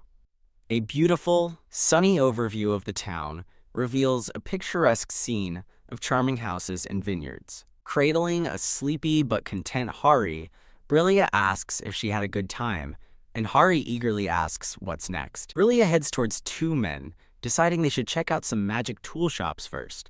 As they walk, a red-haired man with a sly smile steps in front of Brillia, asking if she is alone. Brillia stops and gives the man a serious, questioning look. The red-haired man and his blonde companion whisper about how pretty she is and how they could get a good price for her, which Brillia overhears. Her eyes narrowing, Brillia glares at them as a dark, thorny energy manifests, her voice turning cold as she confronts them. Holding Hari tightly, Brillia unleashes a powerful burst of blue magic, correctly identifying the men as slave traders. The two men scream as they are zapped by crackling blue lightning. Brillia stands calmly over the two traders, who now lie unconscious on the cobblestone street. She looms over one of the men, a wisp of blue magic still crackling menacingly in her hand. Brillia glares down at the unconscious men, warning them to get up before she is forced to strike them again. Led by the men, she walks down a narrow, sunlit alleyway, while one of them asks if this is the correct path. The two terrified traders nervously assure her it is, urgently promising to escort her properly. Holding Hari, Brillia sternly agrees but warns them of the consequences if they try anything funny.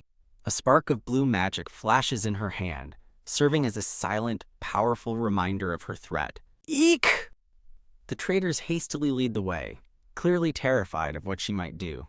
Brillia apologizes to Hari for the detour, explaining that slavery was abolished and now she must capture the auction participants, which Hari understands. The group arrives at a closed wooden door, which opens with a faint creak. Wow! The door reveals a massive, crowded hall where a secret auction is in full swing.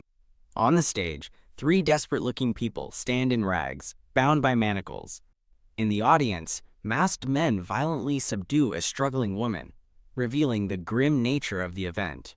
Hari stares in horror at the scene, thinking to herself, "Oh my god." Held securely by Brillia, the puppy looks up with wide, worried eyes. Brillia's expression hardens with cold determination, ready to intervene. In a sudden turn of events, Brillia is now on stage in a simple white gown, standing before the captives as the auctioneer looks on. Her face hidden by her long white hair, Brillia clutches Hari as the puppy wonders why she has put herself on the auction block. The red-haired trader, now acting as auctioneer, presents a disguised Brillia as a top-tier item. The blindfolded bidders murmur among themselves, questioning how the auctioneer can judge her quality with her face covered. As the auctioneer demands she lift her head, Brillia begins to address the entire audience. She slowly raises her head, her long white hair falling back to reveal her face. With blue magic crackling around her, Brillia reveals herself and coolly asks the crowd if they are enjoying the auction. The entire audience recoils in terror, shouting in unison as they recognize the royal Princess Brillia. Panic erupts as one of the bidders shouts, "Damn it, run!" Hari watches the chaos unfold with a soft, surprised, "Ah!" Declaring that no one is leaving, Brillia unleashes a massive, intricate magic circle intending to capture everyone at once. A masked bidder stares in absolute terror as he realizes he's trapped. With a defiant "won't," a massive explosion of blue and orange magic erupts in the city square.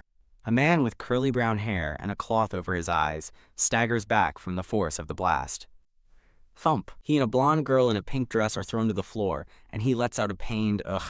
Holding Hari, the white-haired princess addresses a shocked, red-haired young man, who nervously answers her. The princess orders the red-haired man to tie up all the culprits, and he nervously agrees. A brown-haired officer arrives with his guards, rushing up the stairs with a weary expression to ask the princess what happened this time. The officer asks how she knew it was him, and a chibi version of the princess thinks it's obvious, while he notes she's the only one to summon lightning downtown. With a serious expression, the princess clarifies that she didn't cause this mess, revealing she uncovered a slave auction in the building. She informs the officer that most of the perpetrators are already tied up and ready for him to take into custody. The captured slave traders, including a nobleman and the blindfolded man, are led away in a line by the guards. Suddenly, the red-haired young man, now tied up himself, protests that this wasn't part of their deal. He and another bound young man with blonde hair cry out to the princess in disbelief. The princess turns away with a huff, declaring no mercy for slave traders, while Hari mockingly sticks her tongue out. Onlooking townswomen whisper among themselves, wondering why the security forces and the princess are there. Watching from the princess's arms, Hari thinks that the whole town has come to watch the spectacle. Her casual observation is cut short as her eyes widen in shock at someone she sees in the crowd. She spots a young man in a brown hood, a familiar face that stops her cold. A memory surfaces of a young boy patting the head of a small, sad girl holding a stuffed rabbit. The memory continues with a sad young man walking away. Back in the present, Hari recognizes the cloaked figure, starting to mouth his name. With a pained and hopeful expression, she whispers the name, Juharu? The cloaked young man, Juharu, turns and begins to walk away through the murmuring crowd. Desperate, Hari shouts his name with all her might. Juharu! Her shout cuts through the noise, and the cloaked figure freezes in his tracks. Juharu turns back, his bright blue eyes wide with shock and recognition. The scene shifts to a serene, sunlit room with elegant arched windows. The ruler asks Brillia if Hari is okay, explaining she's been unconscious for some time. He looks down with a concerned expression, asking what's wrong with the puppy. As Hari lies weakly on the bed, Brillia explains that she seems to get motion sickness from teleportation magic, which Hari feebly confirms. In a flashback to the street, Hari remembers desperately needing to confirm if the cloaked man was really Juharu. Snapping back to the present, Hari leaps off the bed, startling Brillia, who calls out in surprise. Hari bolts from the room as Brillia chases after her, frantically asking where she is going. The small puppy runs determinedly down a long, empty hall towards a glimmer of light. The memory of Juharu's troubled face flashes through her mind as he looked back. Her mind drifts to a vision of a lonely girl, wondering if she's just seeing things before a voice calls out. A voice shouts her name, Hari, and she snaps back to reality with a shocked expression. The ruler and Brillia look down at her, asking if she's okay after spacing out and if she's still feeling sick. Lying on the bed, Hari denies being sick, admitting she's just tired. The ruler kindly offers her a dog treat, revealing he stocked up on them for her at the palace. Brillia gently picks Hari up, wondering aloud if a hug would make her feel better. Held in Brillia's arms, Hari looks up with a conflicted, teary-eyed expression. As Brillia smiles and the ruler watches, Hari thinks to herself that she's happier with her current life. The thought brings a smile to her face, and she laughs with pure joy. Her happy mood sours, replaced by a deep, angry frown. Standing alone in a deserted training ground, a tiny, grumpy Hari wonders where everyone is. She fumes, recalling how the blonde-haired knight explicitly told her to come to the training grounds tomorrow. Ugh. Tumbling to a stop, a frustrated Hari wonders aloud if she was just tricked. Rolling onto her back, she flails her paws in the air, exclaiming how frustrating the situation is. A black-gloved hand suddenly scoops her up, and the surprised puppy offers a tentative hello. A handsome blonde-haired man with green eyes smiles down at her, remarking that this is their second meeting. Stunned, Hari recognizes him, thinking to herself, Kaiser. The blonde man kneels as Hari scurries away, noting that she seems to be avoiding him. Standing on her hind legs in a panic, Hari thinks this isn't going as planned while the man mentions hearing of a divine beast's appearance. His smile widens with a menacing glint as he asks if the divine beast happened to be a white dog. As a horrified Hari looks on, the man leans in with a knowing smile, asking if she has anything to say about that. He cheerfully admits he overheard everything she was muttering, causing Hari to think, oh no. The man pokes her head, remarking on how her reaction is different this time. The terrified puppy trembles as he looms over her, asking if someone revealed his true identity to her. His expression darkens slightly as he says her wary behavior is making him uncomfortable. Overwhelmed with fear, Hari makes a desperate dash to escape his presence. The man calmly notes she's finally speaking, adding that her acting is terrible and she doesn't seem like a dog at all, which makes Hari freeze in shock. He reveals with a smile that he has known she could talk since the very first time they met. Mortified, Hari scratches an itch before dramatically collapsing, her pride shattered by the realization her act was useless. A close-up reveals the blonde man's satisfied, gentle smile. His eyes close in delight as he cheerfully announces his intention to wipe everything out. A bewildered Hari asks what he means, to which a tiny chibi version of him simply replies, "Yup." Standing beside the chibi man, Hari is utterly confused, wondering about the psycho's motives. The blonde man suddenly turns his head, sensing an approaching presence. Holding up a glowing blue orb, he states that someone is coming and he has to leave. A sudden crack appears across the surface of the blue magic orb. With a final, "See you soon," the blonde man vanishes in a brilliant flash of teleportation magic. Just as he disappears, Abel arrives in his military uniform, demanding to know what Hari is doing there. Overjoyed and relieved to see a familiar face, Hari tearfully calls out Abel's name. Abel scoops her into his arms as she cries, asking why he took so long to get there because she was so scared. Pointing frantically, Hari explains that Dante Pancracchio was just toying with her and left after talking about wiping everything out. Abel reassures the tearful puppy, guessing Dante used teleportation magic to escape and promising to file a report. Holding Hari close, Abel's expression hardens with cold fury, his eyes glowing a menacing red. As Abel carries her through a courtyard, a worried Hari asks what will happen if Kaiser comes back. Abel declares with absolute certainty that it doesn't matter, as Kaiser will die by his hand regardless. Awed by his bold statement, Hari thinks to herself that his confidence is off the charts. Still in his arms, Hari curiously nudges his uniform with her paw. Holding up a small, glowing green orb, Abel inquires about the situation at the castle gates. The green communication device sparkles brightly in his hand. After being informed an intruder was spotted, Abel orders security strengthened and the palace searched, receiving an "understood" in reply. Cradled safely in his arms, Hari has a sudden realization. Abel is the Knight Commander. Abel asks if she feels better, and Hari, touched by his protective actions, decides she must do something for him in return. Patting the happily wagging puppy, Abel thinks to himself how wonderfully easy she is to read. As they walk, Hari asks where they are headed, and Abel reminds her that she wanted to meet at the training grounds. Abel clarifies that the previous spot was only a temporary location, as he leads her down a sunlit stone corridor. The view shifts to reveal a grand, empty training arena with tiered stone seating. Standing with Hari by a fence, Abel gestures towards knights training below, explaining this is the real grounds. On the training field below, several knights are engaged in intense sword-to-sword combat drills. Two sparring knights pause abruptly, noticing their commander has arrived with a small white dog. A group of knights approaches, asking their commander about the dog and if he's raising it. Abel kneels and gently places Hari on the ground, explaining that she belongs to His Majesty. The knights murmur in surprise, and one of them wonders aloud if she is the divine beast from the rumors. Three knights blush furiously, remarking how cute Hari is, and how she looks like she'd pop if squeezed. Overshadowed by the looming knights, a nervous Hari listens as one exclaims that she's bite-sized. Looking terrified by the knight's comments, Hari whimpers Abel's name for help. Wow! The knights erupt in cheers, amazed and excited that the divine beast can actually talk. A knight with ashen blonde hair eagerly raises his hand, asking his commander if he can pet the puppy. Abel smirks, granting permission but coolly warning the knight to deal with any consequences himself. The hopeful knight kneels, getting closer to the small, wary puppy. Leaning in with a gentle smile, the knight greets the small dog.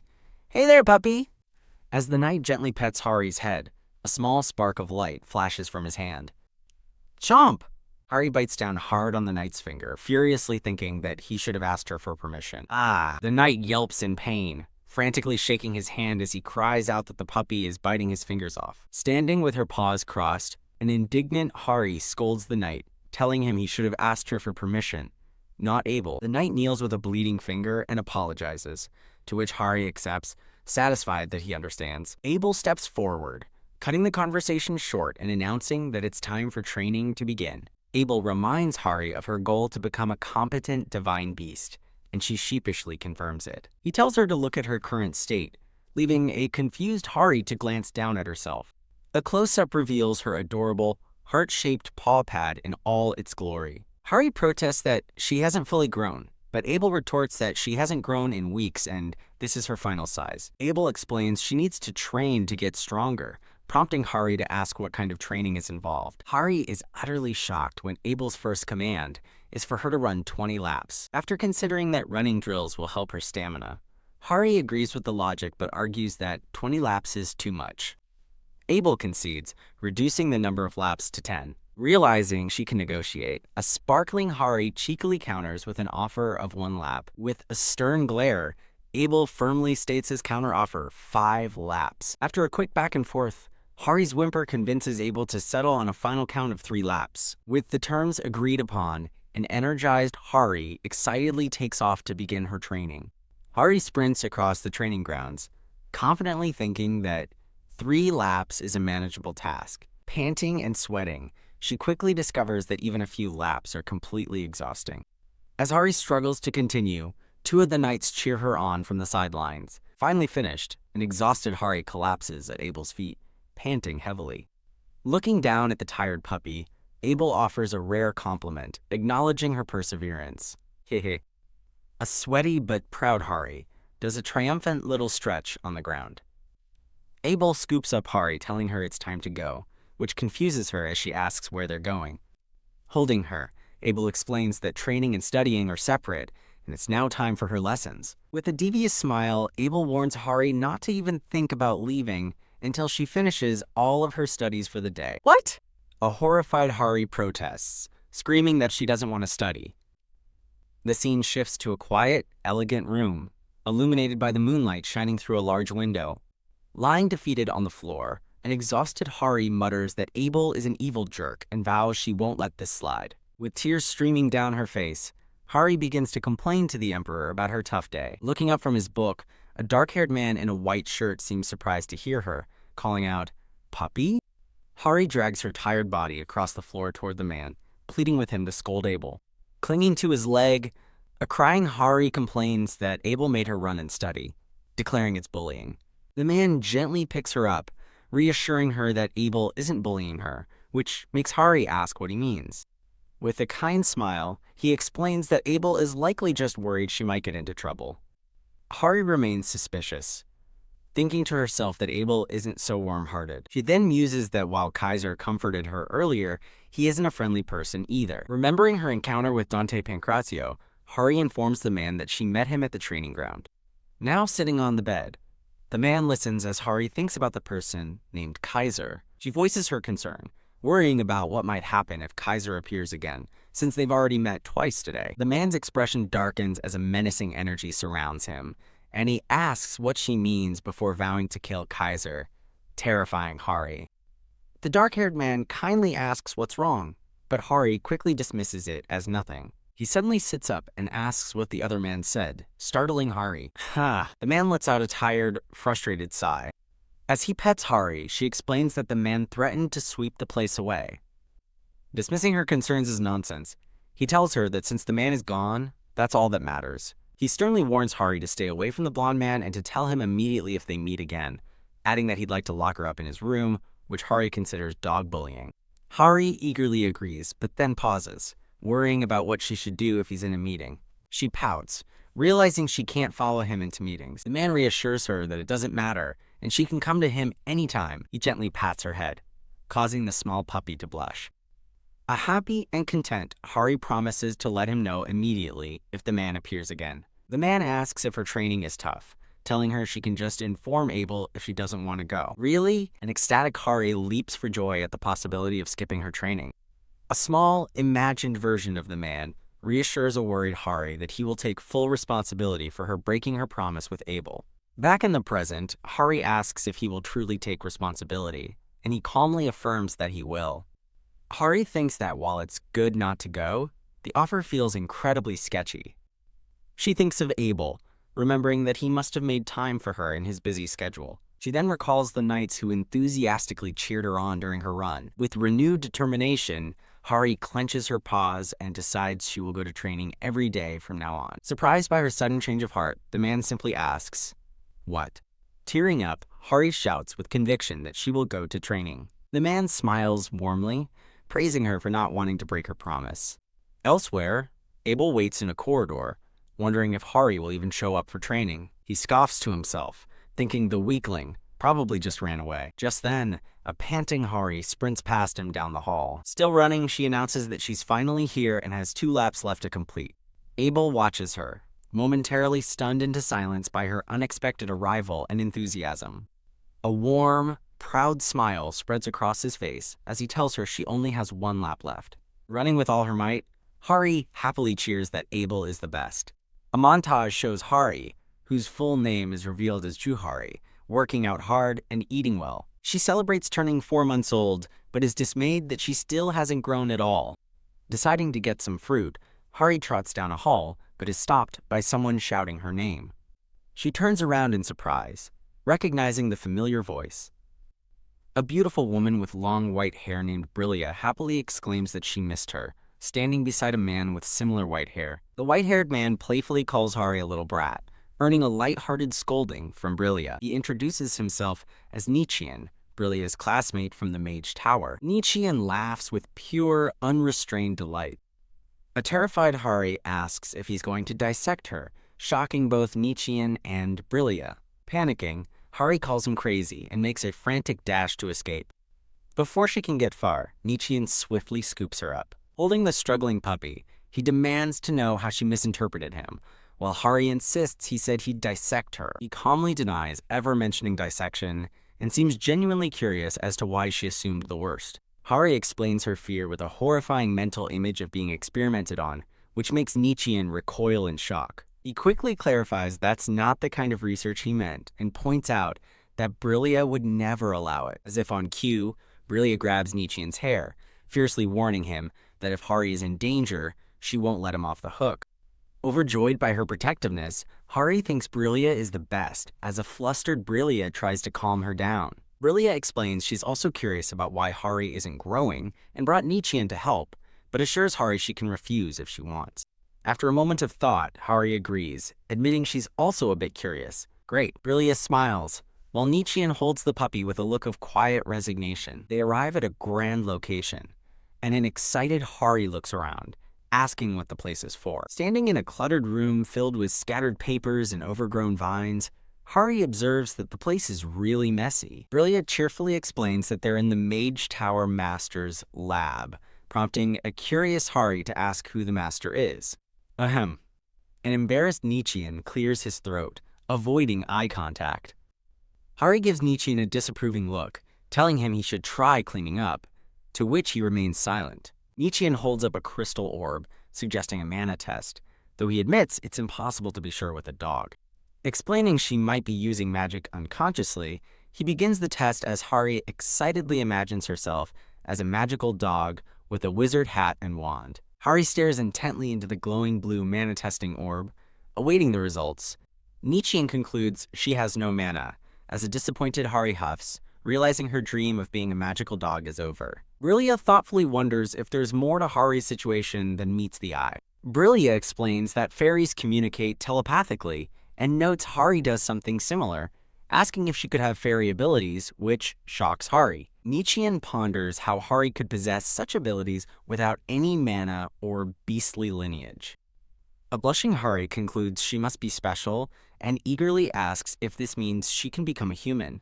Acknowledging her desire, Nietzschean turns to search through his lab supplies as a hopeful Hari watches. He turns back with a charming smile, offering her a beaker filled with a glowing green potion.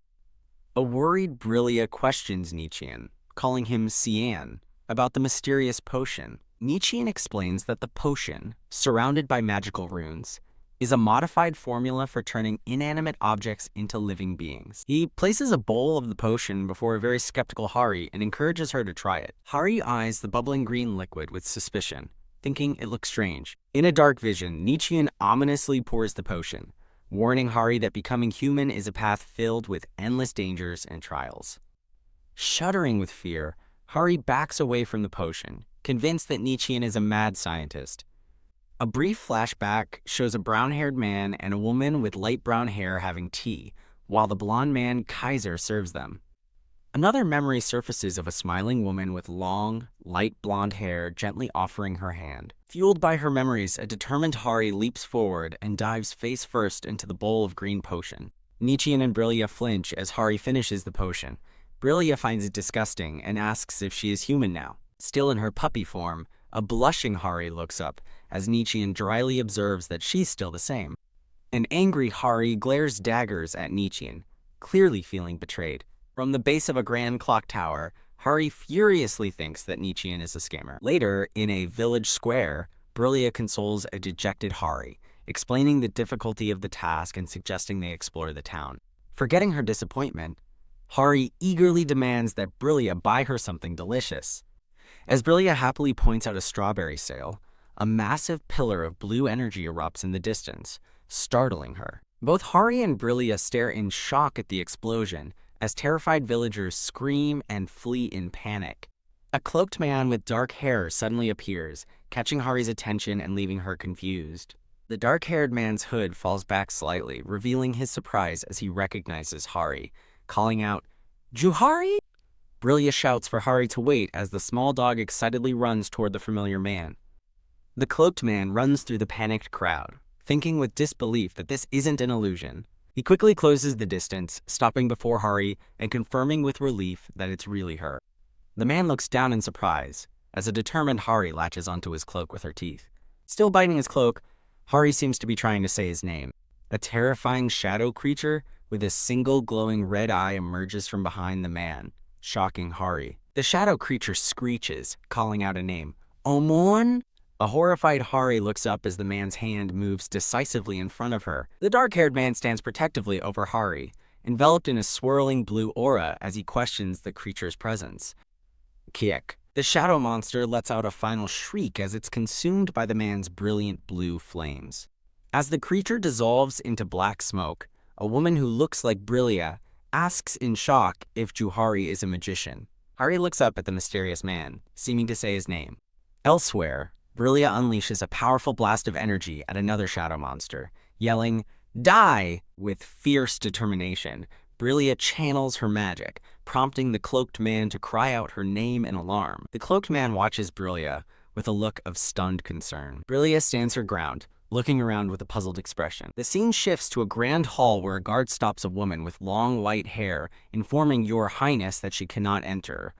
A furious Hari questions why Brillia is being denied entry, since she's a princess. When the guard denies her entry, Brillia declares she'll participate as the Magic Tower's deputy, which Hari wholeheartedly approves of. Inside the meeting room, an advisor warns the young, dark-haired ruler that his choice will be hard to accept. A gray-haired official named Grimm scoffs at the report, questioning why they're wasting troops on a minor omen incident. The young ruler's eyes glow red as he coldly suggests that Grimm should be the one eaten instead. Brillia bursts in and declares herself a key witness, stunning the shocked official Grimm. As Grimm protests her intrusion, Abel points out from the side that the Magic Tower's deputy is permitted to attend. In a flashback, a voice recounts the attack, explaining that Flying Omoon appeared in Dre Square. A blonde man named Kaiser reports that Her Majesty personally dealt with the Omoon and thanks her for her intervention. When an official mentions the plaza was burnt to ashes, Brillia defensively insists it wasn't her fault. Hari backs up Brillia's story, shouting that an explosion rocked the plaza before the omen even showed up. Defending her friend, Hari insists that while Brillia can be a troublemaker, she isn't reckless with her magic, which moves Brillia. Kaiser apologizes to the princess, while another official notes that the omen appearing after the explosion is highly suspicious. Kaiser's expression darkens as he theorizes that the incident was intentionally triggered by someone. Nodding in agreement, Brillia confirms that she believes his guess may be right. Brillia reveals she investigated the plaza, found evidence of intentional magic, and now has a suspect in mind. Brillia explains this suspect was a magician near Hari who vanished. Hari fumes, realizing she never got to defend Juharu. The ruler asks if Hari was with the magician, and then turns to the puppy, asking with concern if she was hurt.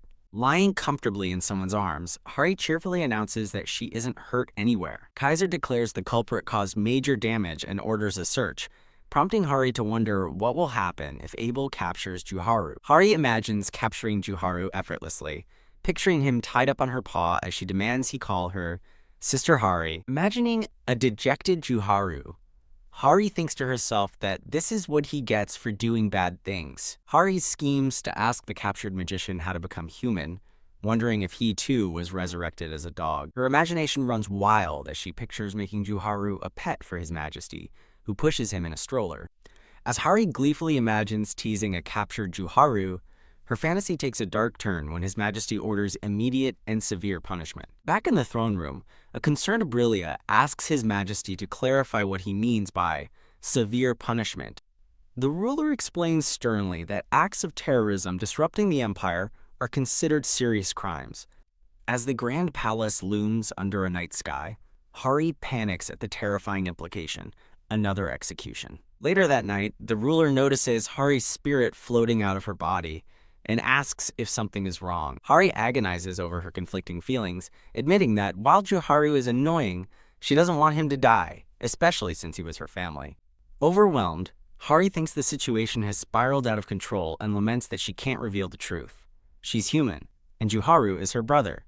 Casting her fear aside, Hari decides to speak up, telling His Majesty that the magician actually saved her life. She argues that someone who would save a small puppy probably isn't the culprit, despite seeming suspicious. Realizing she's worried about the magician, the ruler softens and promises to have Abel investigate the matter for her. He reassures her they will investigate the man who saved her, and a delighted Hari thanks him profusely. Feeling hopeful, Hari concludes that Juharu might not be a villain after all, and decides he had better be grateful to her. Elsewhere, Juharu kneels before a different throne as a man with long, light brown hair calls his name. Kicking her paws impatiently, Hari wonders when Cian will arrive for their agreed-upon trip to the Magic Tower. Picturing herself in a beautiful human form, Hari resolves that today is the day she will finally succeed. Squeak!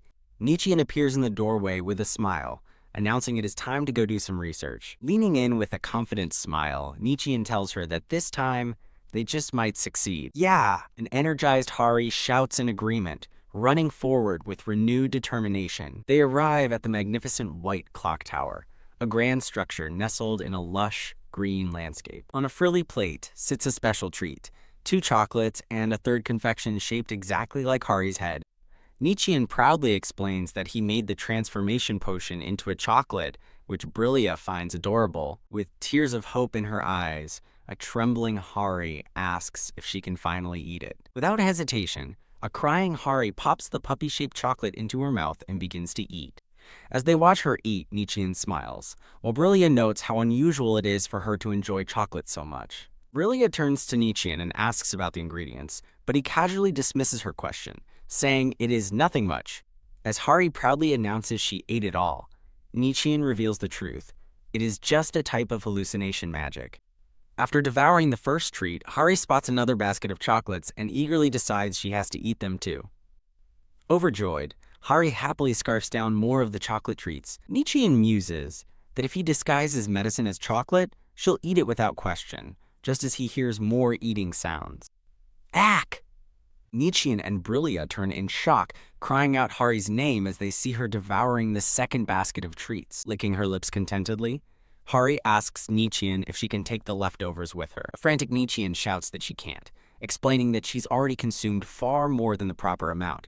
Holding her up, he explains she was only supposed to eat 2 or 3 pieces and asks what will happen now. Hari gasps, realizing her mistake. Brillia panics, yelling for Hari to spit out the chocolates immediately. Sweat beading on her face, a terrified Hari wonders if this means she's going to die. Brillia demands Nichian give her the puppy, anxiously asking what happens when she eats too much. Trying to de-escalate the panic, Nichian calmly tells them she won't die, but trails off ominously. Cradled by a worried Brillia, a teary-eyed Hari waits anxiously to hear the consequences. Nichian points a finger and warns that there might be side effects, prompting Hari to ask what they are. He explains that the medicine, based on a recipe, is designed to make 4-legged animals walk on 2 legs, showing images of transforming wolves. With a nervous sweat drop, Nichian admits that because of the overdose, even he can't be sure what the side effects will be. Lashing out in a hallucination, 2 angry Haris attack a laughing Nichian, demanding to know what he's going to do. Hari's imagination runs wild as she pictures herself in a black morning dress, fearing she might die or turn into a monster. Kya! As Hari screams, Nichian reassures a concerned Brillia that the potion isn't dangerous because it contains nothing harmful to humans. He casually adds that while she won't die, it might hurt like she is, sending Hari into a panic. Stomping away angrily, Hari fumes over Nichien's irresponsible experiments and reckless attitude. With puffed cheeks, she vows that if it really hurts, she's going to bite his nose off next time. A voice from behind her questions how she'll manage that with her skills, causing her to stop in surprise. She turns to see Abel, noting that she hasn't seen him all day, and thinking he looks weak. Abel smiles down at her, asking if she'll even be able to train properly tomorrow. With determined confidence, Hari boasts that she could run 3 laps around the training grounds right now. Thump! She promptly collapses onto the floor, confusing Abel, who asks what she's doing. Dazed and unable to move, Hari lies on the floor, wondering what is happening to her body. Abel looks down in shock, suddenly realizing that his own legs have stopped moving as well. He quickly scoops Hari up, panicking as he feels her body burning with a high fever. Worried about her condition, Abel decides they need to go to the temple for treatment immediately. He runs desperately down the hall with Hari in his arms, telling her to just wait a moment. Bursting through a set of double doors, Abel urgently calls out to His Majesty, announcing that the dog's condition is strange. The dark-haired ruler turns with a look of surprise and concern. Abel hands Hari to the ruler, explaining she ate strange medicine at the magic tower, and that he'll find the priest and magician. The ruler gently takes the limp puppy into his arms, calling her name softly. Barely conscious and feverish, Hari recognizes His Majesty's voice as she rests in his arms. The ruler sits on a couch, holding the ailing puppy close to his chest. His expression fills with deep concern as he looks down at her and calls her name again. A young priest apologetically reports that he's tried several times, but his holy power isn't working on her. The ruler tells the priest it's enough, concluding that the Tower Master must be summoned to deal with the situation. Bowing his head in acknowledgement, the young priest takes his leave. The ruler continues to hold Hari protectively in his arms. He comforts the small puppy, gently telling her to just hold on a bit longer. His eyes glow an intense red as he thinks grimly about what he'll do if something happens to her. Abel bursts back into the room with a look of urgency. Nichiren appears behind him, holding him back and announcing that he's arrived. The ruler's eyes glow with a menacing red light as he glares at the magician. In the quiet room, Nichiren kneels before the seated ruler, who holds Hari, while Abel stands guard nearby. Surrounded by a furious red aura, the ruler asks if Woofy is sick because of Nichiren's mistake. Sweating nervously, Nichiren clarifies that the mistake wasn't his, but Lady Hari's. Flustered, Nichiren yells back at the furious ruler to shut up. Abel draws his sword, asking if he should cut Nichiren down for his mistake, causing the magician to cry out in fear. The ruler intervenes, prioritizing the puppy's treatment and asking Nichiren if he can heal her. Accepting responsibility for his carelessness, Nichiren agrees that a dispel spell should work and promises to do his best. As Hari sleeps, the ruler thinks menacingly that if she dies, Nichiren's neck won't remain intact either. Cradling the puppy, the ruler coldly tells the magician to keep his threat in mind. A terrified Nichiren sweats profusely, stammering that he will. In the bedroom, Nichiren prepares to cast his spell as the ruler sits with Hari and Abel stands guard. Nichiren channels a powerful surge of purple magic from his hands toward the ailing puppy. Lying in the center of a complex magic circle, Hari is enveloped in the swirling purple energy. A brilliant magical flash erupts from the palace window, illuminating the night. Looking relieved, Nichiren announces that the spell is complete. He reports that her fever is gone, but she needs observation, as Hari pants softly in her sleep. The ruler orders Nichiren to remain in the palace on standby in case her condition changes. Later, the ruler lies down with Hari nestled on his chest, thinking it's been 3 months since they met. He muses that he never showed such affection for Eliza, and wonders if Hari's tiny, active body is what captivates him. Gazing at her tenderly, he wishes she could stay just like this forever. As he pets her, Hari stirs and sleep talks, murmuring the names Juharu and Mama. The ruler looks down in surprise, wondering if Mama refers to Eliza. Puzzled by the name Juharu, he thinks to himself that the little puppy is full of mysteries. Tearing up in her sleep, Hari whimpers, pleading for her mama not to leave her. With a look of deep concern, The ruler gently reassures Woofy that everything is alright. He holds her close, promising that he isn't going anywhere. A dreamscape materializes, filled with ethereal blue light and thoughts questioning if there is any hope left. A mysterious woman with flowing, light blue hair stands with her back to the viewer in the celestial realm. She turns her head slightly, praying that the little soul's wish will be granted. With a gentle expression, she vows to pray for her. The dream shifts to Hari's perspective as a young woman. Confused when a voice rudely tells her to move, she recognizes the insolent voice as Juharu's and is stunned to also see her mother walking beside him. She watches helplessly as her brother and mother walk away from her across a shimmering surface. Now a child again in her dream, Hari runs desperately after them, crying for her mama not to leave her alone. Reaching out, she finds she can't touch them and screams for her mother as darkness envelops her.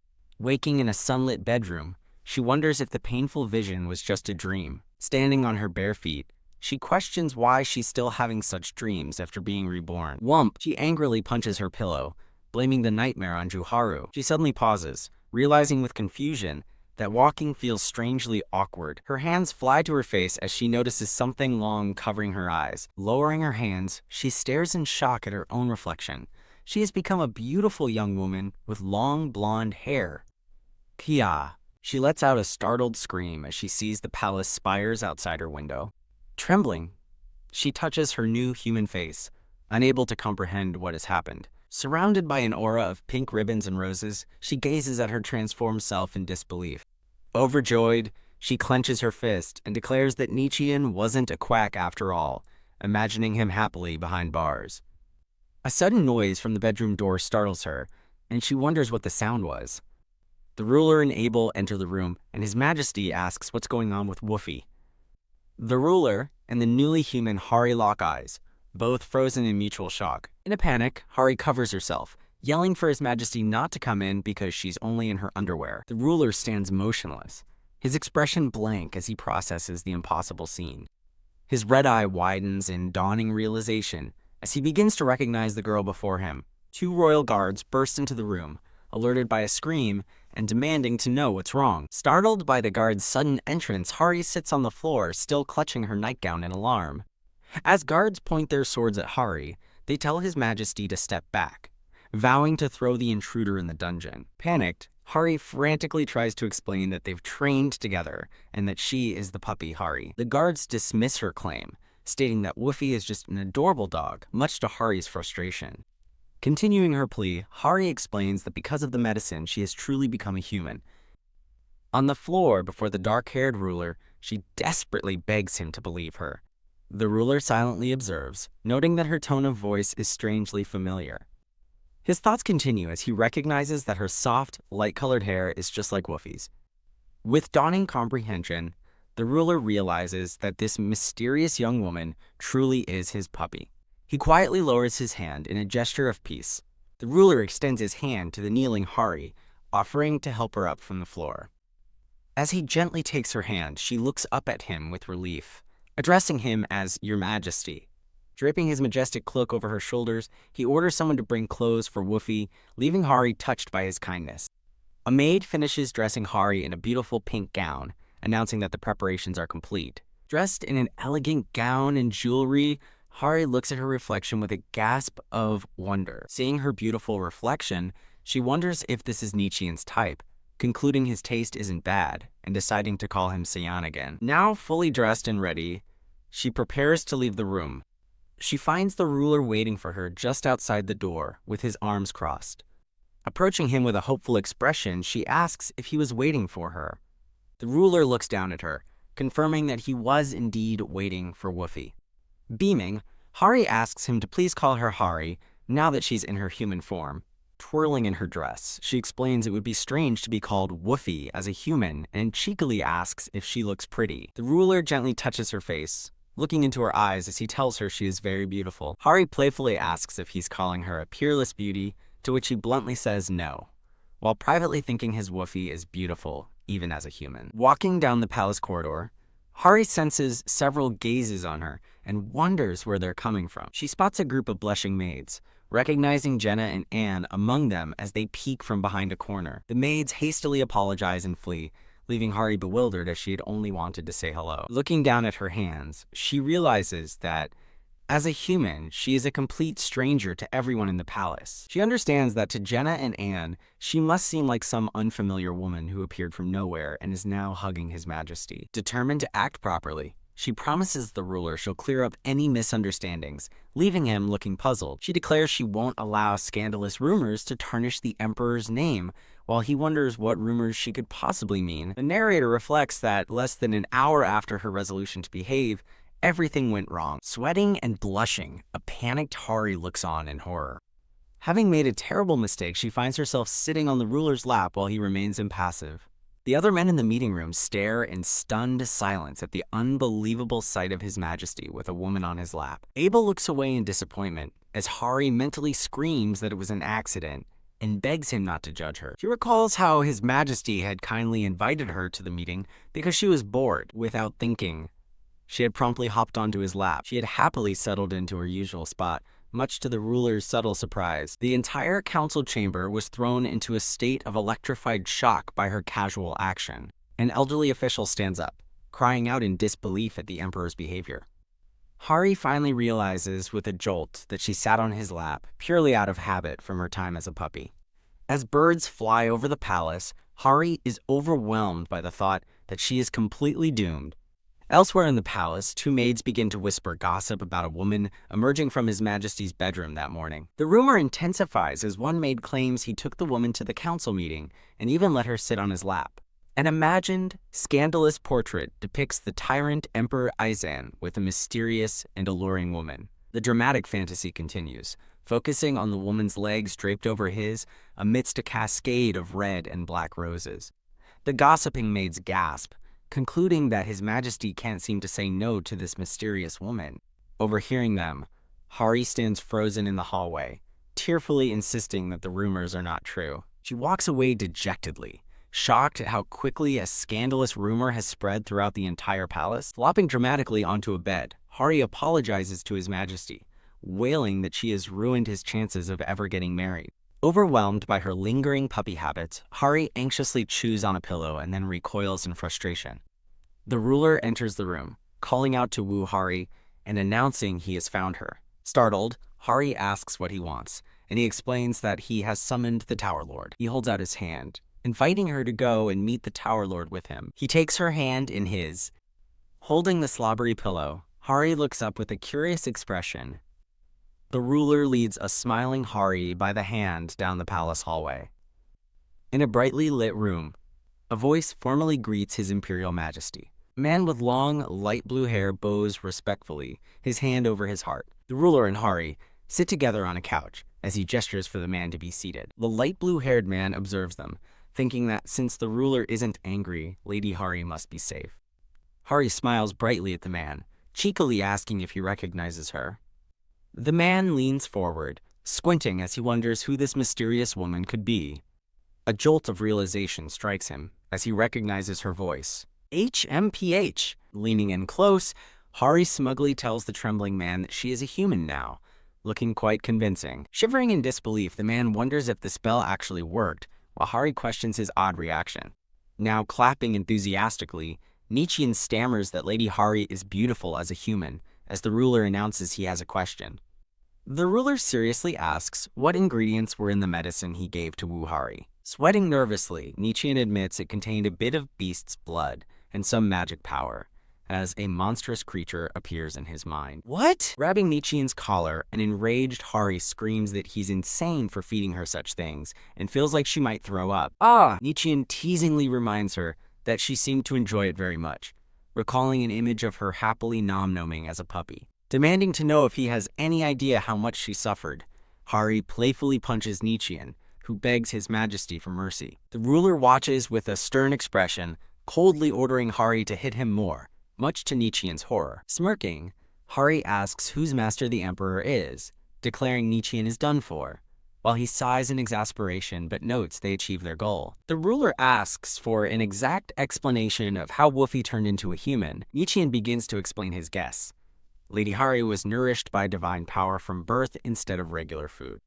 A flashback shows Hari as a tiny, sleeping puppy, glowing with a soft, divine light. He continues, explaining that her unique body was then combined with Beast's blood, magic, and an overdose. This volatile combination, he concludes, is likely what resulted in Lady Hari becoming a human. With her hands on her hips, Hari stands with a look of stern contemplation.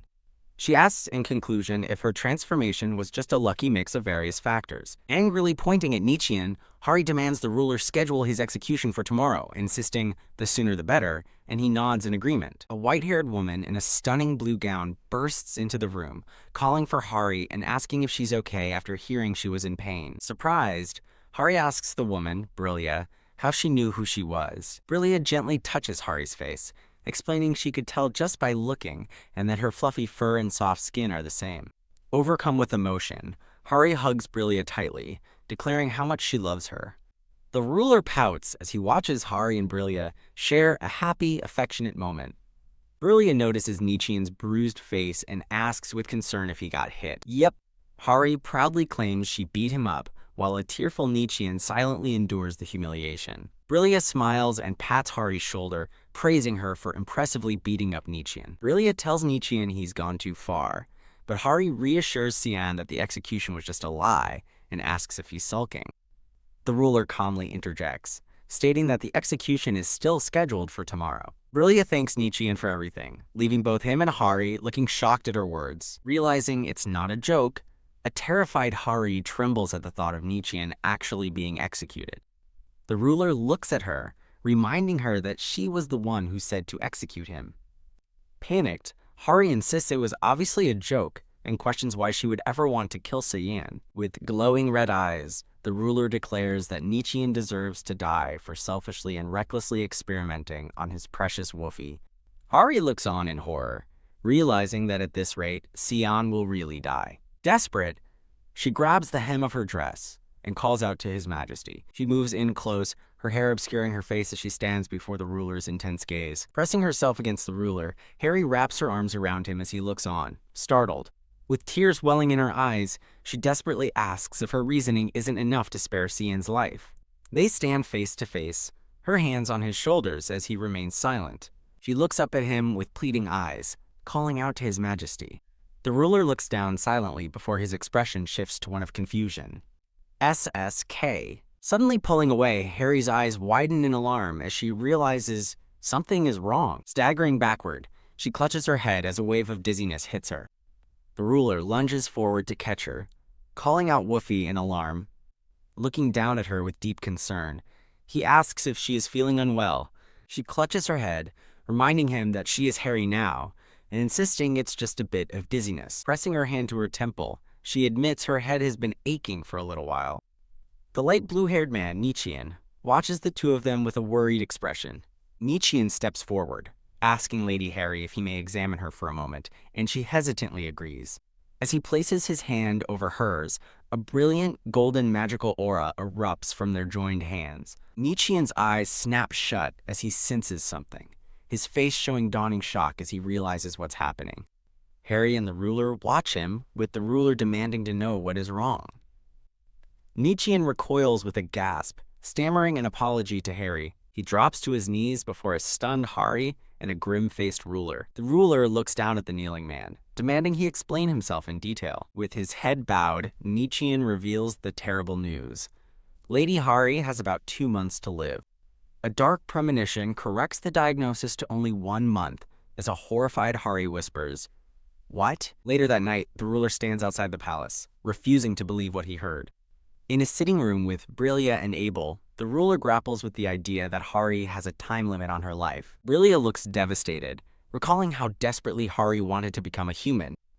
Clenching the fabric of her dress, she laments that after all that, Hari only has 1 month left. Her hands tighten into fists as she thinks that this outcome is just too cruel. With his face cast in shadow, the ruler declares that it doesn't matter.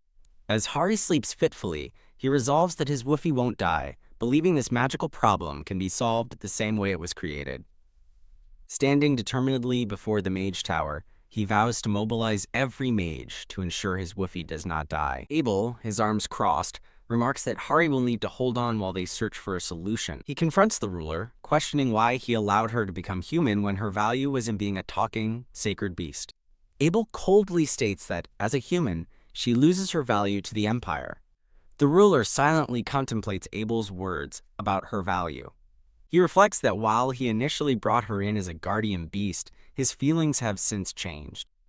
A vision of a happy human Hari appears, as he admits he just wanted to grant his Woofie's wish. He confesses that he can no longer imagine a life without Woofie, and just wanted to see her happy, regardless of her value.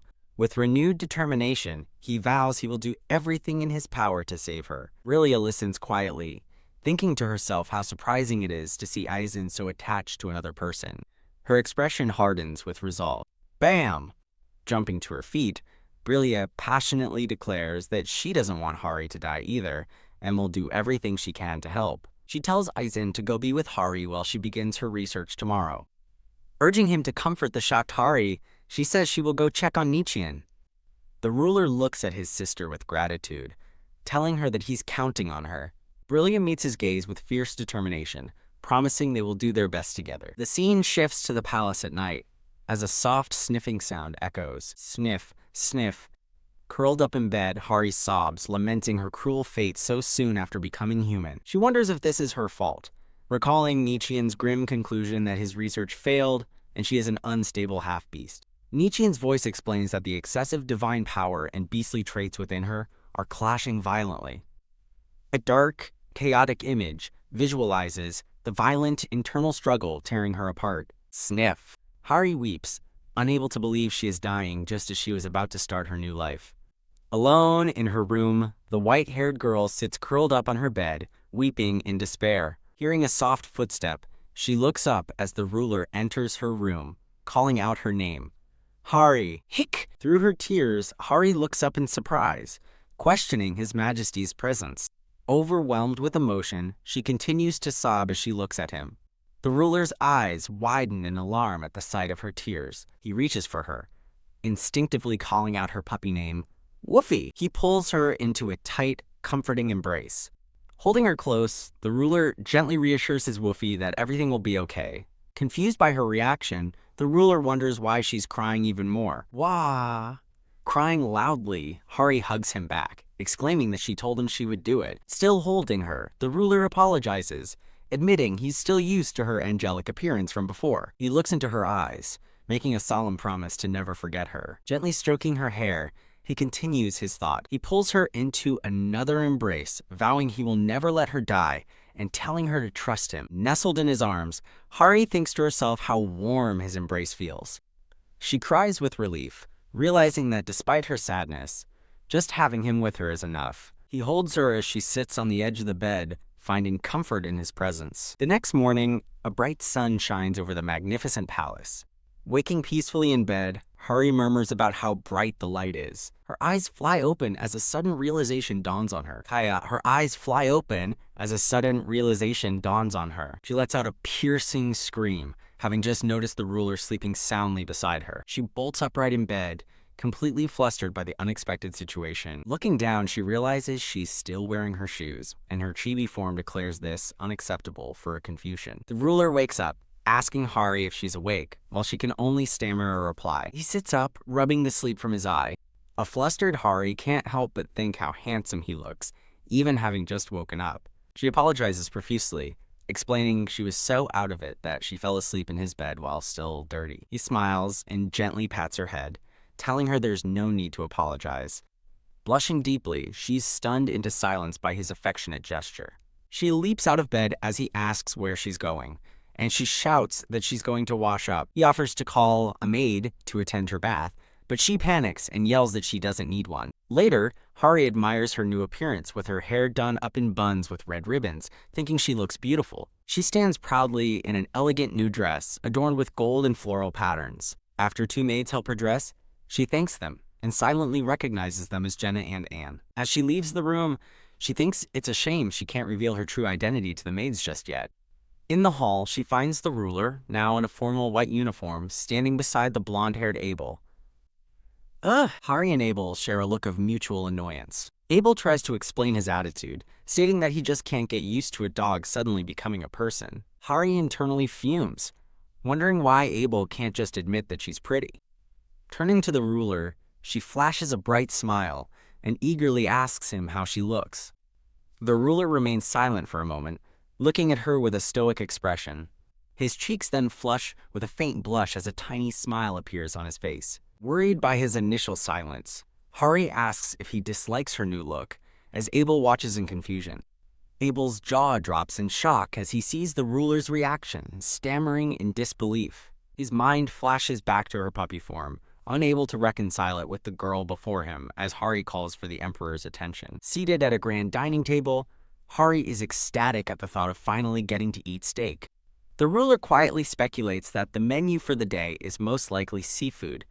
A dark aura surrounds Hari as she overhears him, her steak dreams instantly crushed. Shaking her head, she quickly recovers, insisting seafood is fine and she's just grateful to eat anything at all. A golden handbell rings, summoning a servant. A palace chef appears, formally greeting His Majesty the Emperor. Looking confused, the chef begins to state today's menu, but he's interrupted. The ruler gives a firm command, change the menu to steak. Hari insists there's no need, but the ruler reassures her, saying he's the one who wants it. Watching them, a flustered Abel asks if this is real, muttering that it's nonsense. A little while later, a chibi chef dashes out of the kitchen with the new order.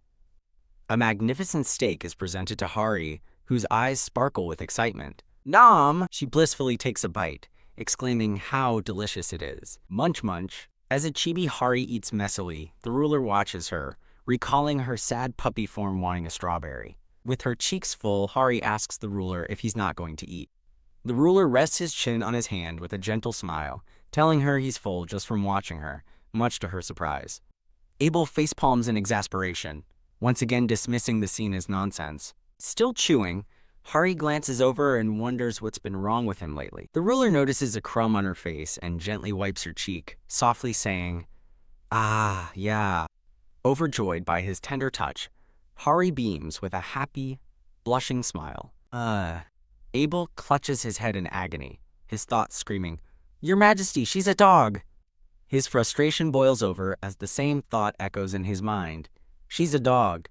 Noticing his distress, the ruler asks Abel what's wrong. In a chaotic internal dialogue, Abel insists she's a dog, while the ruler calmly agrees and asks if there's a problem, leaving Hari completely confused. Utterly defeated, Abel concludes that these humans are impossible to reason with. A task list appears, showing the first task, breakfast with His Majesty and another person, is now marked as done. The second task, morning training with the knights, is also shown as completed. Abel continues his duties with a light patrol of the palace grounds. He overhears two maids gossiping that the emperor is head over heels for a lady, and even wiped her mouth at dinner. Nearby, two different maids gush about rumors that he bought her an entire collection of designer dresses, though one questions it. Hiding behind a column, Abel listens to another rumor about them being seen together and grits his teeth, thinking it's because she's a dog. The gossiping maids find the situation scandalous and wonder about the identity of this mysterious lady. One maid, imagining a cheerful Hari in country clothes, speculates she could be a noblewoman from a rural estate. Another adds to the mystery, claiming that when the lady first appeared, she was wearing nothing but rags. The three maids exchange worried and intrigued looks, whispering about this new information. Leaning in, one of the maids begins to suggest she might be some sort of street person. An intimidating aura suddenly looms over the gossiping maids as Abel appears behind them. Abel smooths his hair and offers a strained apology, causing the startled maids to bow deeply in fear. He sighs in frustration, realizing the rumor mill is already out of control and thinking, this is bad. The scene transitions to a grand view of the palace, zooming in on the ruler's office window. Knock knock. Hearing the sound, the ruler looks up from his work and permits the visitor to enter. Abel strides purposefully into the ruler's spacious office. The ruler sits at his desk, which is buried under stacks of documents and books. Abel gets straight to the point, asking the ruler if he is aware of the rumors circulating in the palace. Keeping his eyes on his paperwork, the ruler claims he hasn't heard anything specific. His expression softens as he briefly pictures Hari's bright, joyful smile. He lets out a soft sigh, admitting that while he hasn't heard the rumors, he can certainly imagine them. Abel criticizes his casual attitude, but the ruler calmly turns and asks if it's so bothersome that he treats Hari well. Flustered, Abel quickly denies that's the issue. He struggles to explain, thinking back to the sight of the ruler being affectionate with Hari, insisting it's more than just treating her well. As a vision of the two smiling warmly together fills his mind, he stammers, unable to find the right words. Abel's greatest fear is visualized.